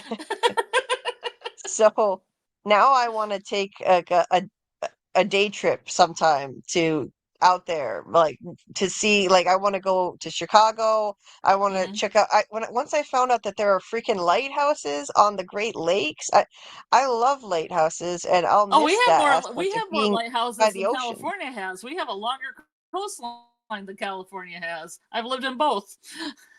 Yeah, I love water. so I want to check out this lighthouse that we could have stopped at in Chicago. I want to go out there. I want to check out those places. And it's only a How few far away hours you guys away. from Chicago? That's a few How hours many away. hours is it? Like 7 hours. We're about 7 hours away. So I mean Oh, that's it's a long. long trip, but it's not that bad. Like that's something we could do, Yeah. and we definitely will do eventually. Now that Hmm. you took that trip, 7 hours is easy. Oh, after undertaking a 21-hour trek over a few days, seven Yeah. hours it would be a piece of cake. But you guys could go So, west too, right? Because there's a lot of national parks west of you. oh yeah, You can go to Mount Rushmore or something. yeah, Mount Rushmore would Yeah. be a good Yeah. a day trip. That would be a day trip. Um, we did actually stop at a random national park on the way, but it's not one that I had ever heard of. It was a small one.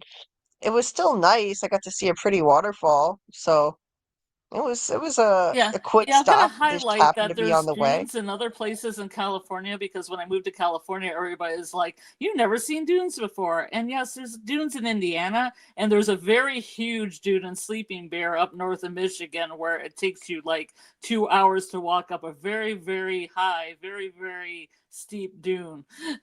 There's dunes here. It's like small lakes. They're like seas. They're like small seas instead of Great Lakes. They're like Yeah, little yeah, oceans. yeah. They're it's incredible. Yeah, I've got to check it out. It makes me sad to think we were so close to such awesome places like that, and we could have stopped there without having to, You could have stayed over at take on my the extra house. expense, take on the I extra could have put expense you of guys up in my house. taking another drive out there, and yeah, like we could have visited you, and eventually we'll make it back And you out saw there. Lake Erie. I wasn't that far away from Lake Erie. Yeah, it's just, oh God, so much gas is expensive, and then we got to stay in a hotel Yes. again. Well, I think So it's for the cats and your mom and everything in the car. yeah, it would have been difficult to make stops like that with the cats and my mom. If we had been on our own, we absolutely would have done more, but I'm glad we brought my Yeah. mom. It would have been really difficult to get her out here on her own, and it was worth it, of course, to have her close by, and all the animals too. Um, so let's see what else did I want to highlight here? Amy had said, "So happy your mom loves it." Thanks, Amy. Yeah, I am too. I was scared that she would hate it and be mad at me forever. But it was her choice to come out here. She couldn't live without me being close. So, but she's thrilled with it. She said, "Thank you." Amy said, "Thank you for that valuable information that is now in my mind rent free." I'm not sure what she was referring to at the time, but, but I think it was just a few minutes after, so I don't know. She was also talking about cheap rent. So I don't know. If you're looking for a place like literally with much cheaper rent, Amy, yeah, check out Iowa. I think you live in Texas, if I'm not mistaken. Tony had a sexy Oompa Loompa. I thought that was funny, Justin. I meant to highlight that earlier. A sexy Oompa Loompa. Uh, and and Lori had asked where in Iowa I'm living in. It's northwestern Iowa, so it's right near the Iowa the Minnesota border. the Iowa Minnesota border, and Mm. they're We're kind of close to South Dakota too. very close to South Dakota, and there are a few lakes around, these big beautiful lakes, five of them. Not as big as the Great Lakes, but they call them the Great Lakes of Iowa just as a nickname because Mhm. they are quite large and beautiful, including Lake Okoboji, my favorite one, which is a Native American name meaning place of rest. And it's beautiful. I fell in love with that place. Um, and let's see. It's funny, like no one, I guess no one in here is, everyone was talking about like needing space to sleep earlier. Justin was like not much of a cuddler for more than 30 minutes before having to stretch out. Amy said, "I can't sleep with anyone in my bed. I'll stay awake." I I guess, yeah. And then there's Tony. Like he felt that way. I don't know. Maybe I'm weird. I don't like It space. was just my I one my one ex that used to donkey kick me in the middle of the night with his legs. Yeah, yeah. I wouldn't like Imagine that. That sleeping would and be, having a guy like kick you full force in the legs. Just full force. It's like a brain donkey. yeah. That would not be fun. That would have to necessitate separate beds or something. But for me, because of my pain, I can't be kicked and jostled, and that's crazy. But even though I have all this pain, I still don't want to stretch out by myself in bed. It's lonely for me. I don't like it. So I don't know. That's me, but everybody's different. Some people feel the need to have their own freaking bedroom, which is I I don't understand. It's like, what are you in a relationship for if you have separate bedrooms? That's one of the best things is not having to be alone, in my Well, opinion. I need a bed because our bed's older and we kind of roll into the center. Oh, I need something better springs.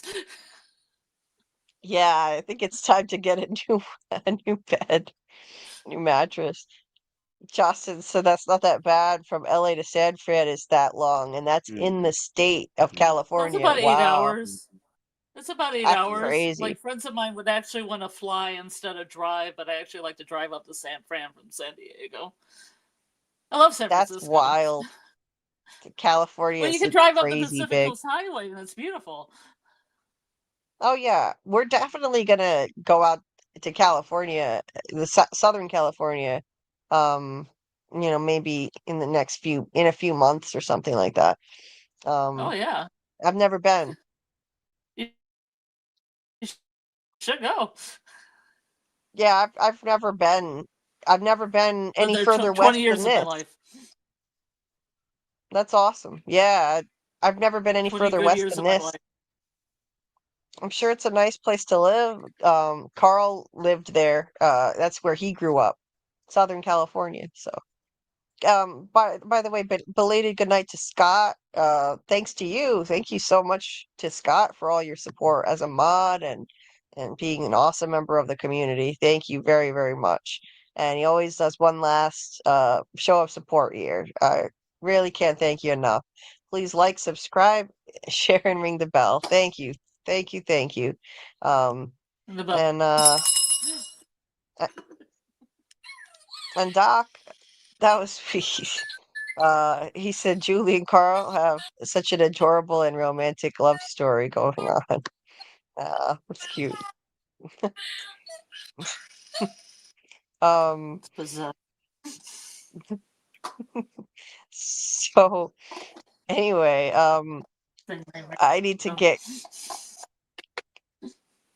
I need to get to bed. Brandon said I have to show everyone my glamping trips. What glamping? Oh That's yeah, glamour camping. Oh, That's like TV in the super tent, luxury waterbed in the tents. tent. Yeah, that like sounds nice. like a recliner in your tent. Now that's my kind of camping. I would need to do that kind of camping because of my pain conditions, so I would love that. Mhm. I've always wanted to go camping, But you can but I rent can't cabins now. though, and different campgrounds, like a cabin. It's really nice, like a one-bedroom cabin. Yeah, that would be fun. I love staying in the idea of staying in a cabin. That would be really cool. I've never been camping or stayed in a real cabin, so I'd love to do that. And I just never got around to camping, and now I can't physically handle it. But an inflatable mattress, I could do that. Um, Amy had asked if did anyone listen to music and is there more space? Um, no, we really didn't listen to music because my mom gets anxious listening to most music. She's a nervous wreck, so we mostly just talked. Believe it or not, just did a lot of talking and not much else during those very long hours of driving. Not even Um, car bingo. but I mean, I can talk a lot. Lord knows I can talk a lot, so I can fill the time. What, Scarlet? Car bingo. No, I've never heard of car bingo. Um, we were looking for different license plates. When I was younger, Um, they had little car bingo cards where you'd find, if you found like a blue card, then you would check it. If you found like a certain sign, like a yield sign, you'd check it, and then you get a bingo. ah, that sounds fun. Hmm. Yeah, I like games. It's good for Good night, kids on Doc. long trips. Yeah, good night, Doc. Sweet nightmares. Hey, Doug. Enjoy your weekend. And we'll resume from Academy with Doc Friday of next week at 12:30, and no, at 1 a.m. Eastern, roughly, whenever Lori's stream wraps up. And I think Doc might be doing a stream with Critter again this weekend. Um, I'm not I sure. might be a I have part of to that double check. stream. Is he doing I a might be a stream? part of that stream. I might be a part of So that he is stream. okay. So he is doing the stream. All right. Um. Well, as I usual, think he so. didn't. Some Sunday. Yeah, so check out It Doc's might be next stream. Sunday. It might be next Sunday. Okay, well, we'll check out Doc's channel. How about that? Um, check out our friend Doc's channel if you haven't already, folks in the chat. I, I just I'm dropped going to the be link right covering there. Talamasca if anybody's interested with Sci-Fi Vision. Going to be Okay, yeah, announced soon, when is sometime. that? I'm not completely When is sure that? what day we're going to be Oh, doing it, but it starts on Talamasca is shown on October 26th. Talamasca: The Secret Order. It's an Anne Rice thing. People are oh, interested. I think we might be doing this one on Monday, but it's going to get a little weird because of TeslaCon coming up for me and Halloween. oh, okay. All right. Well, good night, Amy. Um, good night. Sleep well. And I mean, I think you're good. I Oh, it think you're is saying live good. this Sunday. Yeah. Am I going to be part of this thing on Sunday, Doc? Just tell me. I'll show up. Oh, okay. So, okay, there you go. Doc says we'll be going live Sunday at 10 p.m. That's Eastern time to cover Godzilla 1984 and Zarkor. Here's Doc's channel. So subscribe to Doc's channel. And also, Doc, if you could drop the link to your channel with Critter, we're trying to help you. We're trying to help Doc get his subs up so that he and Critter can start streaming from his channel with Critter because he needs 50 subs on that channel to stream. So if folks in the chat could please check out Doc's channel with Critter and help them out, help them get over that hump to 50 subs so that they can start streaming. We would appreciate it. And what is it? The Kaiju and Critter show, right? Or something like I that. can do I this don't know if I can Sunday, find. Doc, if you want me there. Oh, there it is. If Doc They're wants to be sitting there at. this Sunday, I can be there this Sunday. But Yeah, so I'm gonna drop the link right here to oh, there he's got it. Here's the link. So I'm going to add this to the description of this video. So if you're listening on the replay, check the description of this video and also look in the comment section. I'll also pin it to a comment. Doc's channel and his channel with Critter channel, his own channel will have his stream with Critter this Sunday because they need 50 subs on their new channel to start streaming. So please throw them a sub on the Kaiju and Critter show. That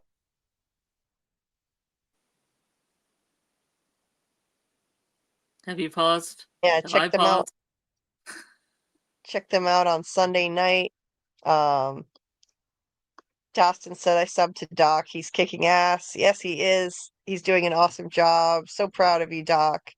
Doing an amazing job. Um, and we watched some of the.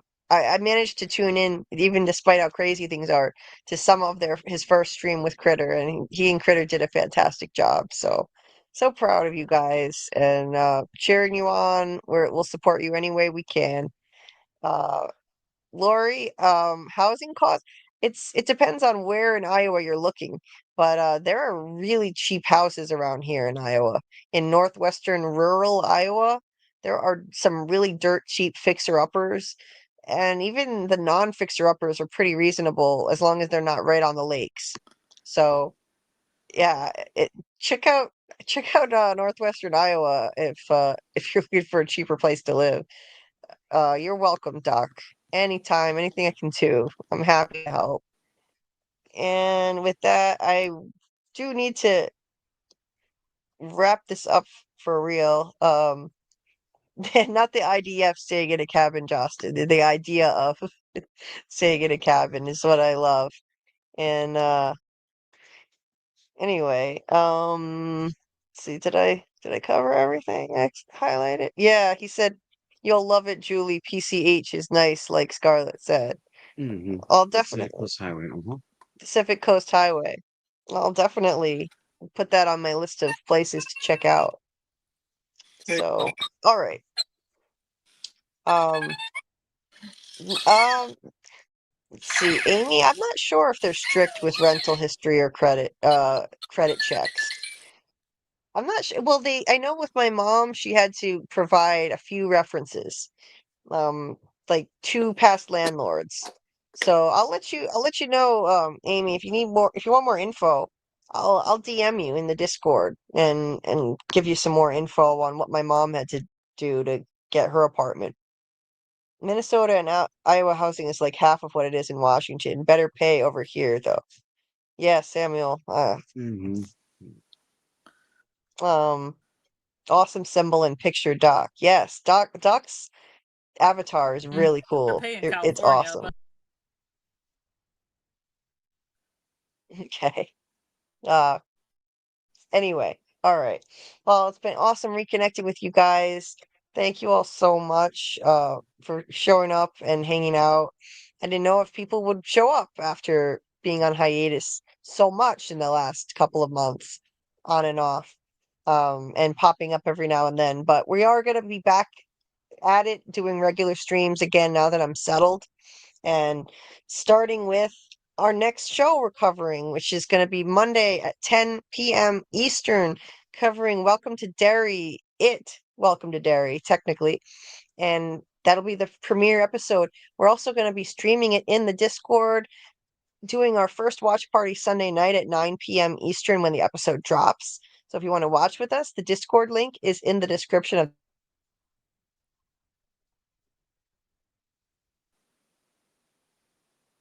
hello. Everybody's paused. Are you paused? Am I paused? I don't know. Julie's paused. I can't see her. She is paused. I don't know what's happening.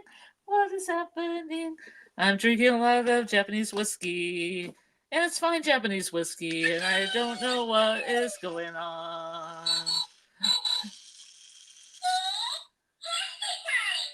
I think we just ended. Did we end? I don't know. Is it the end? Beautiful friend, are we ending? Are we ending? It's never gonna end. It's just never gonna end. We're just never ending. Oh, it's never gonna go away. Yeah, I'm drinking some fine Suntory whiskey, the Toki whiskey from the house of Suntory whiskey, established 1923. And that's what I'm doing. That's what I'm doing with my time. Hey, it's the Scarlet Show. Hi, it's the Scarlet Show. It's just me. It's just me. It is the Scarlet Show. Look at me. I'm a glam metal Kaji shark doing the thing, doing all the things, doing the things, doing the things that a shark can do. Sorry about that. uh, my Wi-Fi went out, so somebody was saying, "Hope you have better internet." So hope you have less internet issues here. I think it was Michael. I think I will have less internet issues here, but lately there has been some spotty Wi-Fi here and there. So sorry about that. I try to entertain the masses. Let's see. Justin said, "Thank you, Julie. It's been an awesome stream with you and Carl and Scarlet. So much fun as always, and hope you all have a good night and a great day trip tomorrow, Julie and Carl." Thanks, Justin.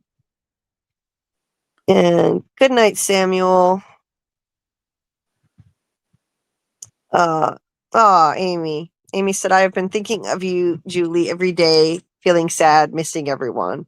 Well, I've missed you guys too, and we're back now. I'll be back every week, and I'm just glad everybody's still here, and that you haven't just found plenty of other. There are so many other things you could be doing, doing with your time, watching on TV or watching on YouTube, and I appreciate that you're still here and that you wanted to come back, and that you'd miss us and miss this community here. So, but we're back. Trust me, we're back and here to stay. Starting with Mondays, Welcome to Derry, and Wednesdays will be our story time with Doug lives. Or no, actually, it'll be Thursday next week again. Yeah. Thursday, sometimes Wednesday, and Friday from Academy. So it'll be 2 to 3 lives every week, just like before. So good night, Are we Justin. ever going to get around to watching the From Rewatches again? Are we going to do the From Rewatches? When I dropped off, Doc had said, "Am I tripping?" I don't know what happened. I'll have to go back and look at exactly what happened. Samuel said government shutdown got her. Yeah. This is the song that never ends. I was worried I wasn't going to be able to get back on to shut the stream down because I couldn't at first, even using my phone data. And it was briefly the Scarlet show, like Justin said. Anyway, thank you guys again. I hope I'm coming through okay on here now. I think, yeah. Is it coming through? Yeah. There's no Wi-Fi. Okay. All right. So, so we will see you guys Monday night, 10 p.m. Eastern, 9 p.m. Central for me, with our first Welcome to Derry stream. Our first Welcome to Derry stream. So thank you all so much. Thank you for changing my life, because I literally wouldn't be sitting here and having a new lease on life if it wasn't for this community supporting me. This channel is what started everything. Took me out of my mom's apartment. My mom and I are stuck in a terrible place, both of us. So now we have a whole new life, and it's just because of the connections I've made on here. It's just meeting people, and never would have happened if it wasn't for this community. Just, you never know who you're going to meet if you put yourself out there online and make friends and reach out. So I'd recommend that to anybody who's feeling lonely. Just keep reaching out to people. And yeah, I appreciate all of you so much. Thank you. And I'll see you on Monday night. I'm going to see if I can, can I play my outro through here?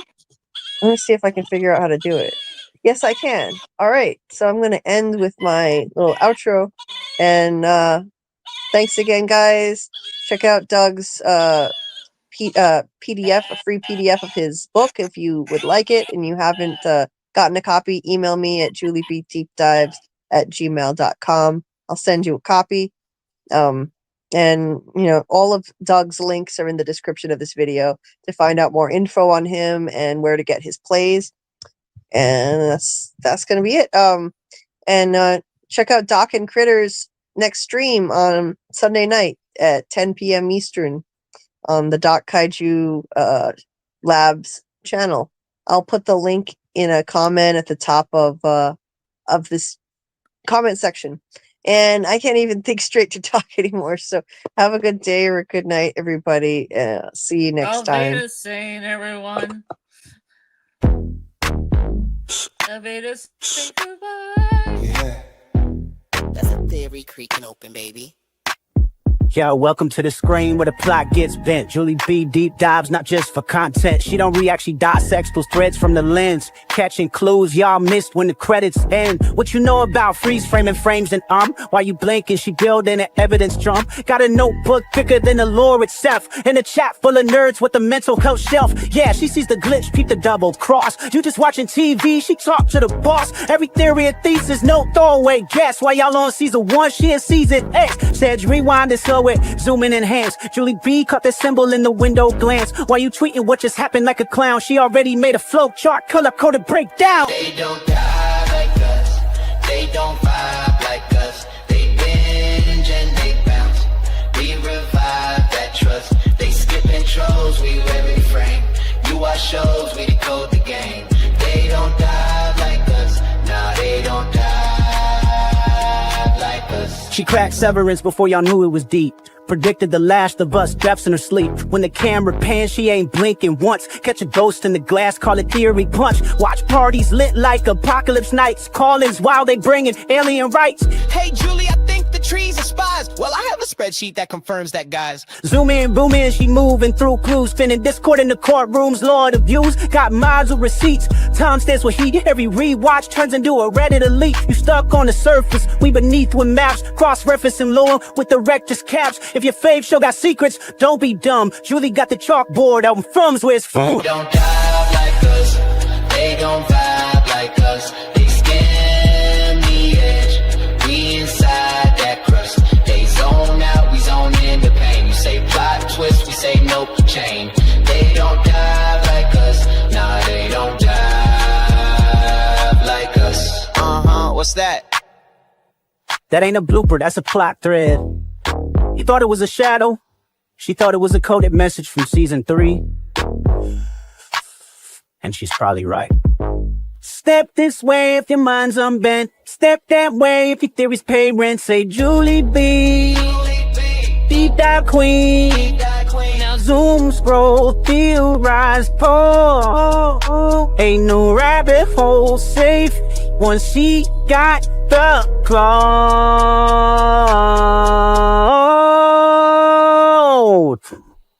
They don't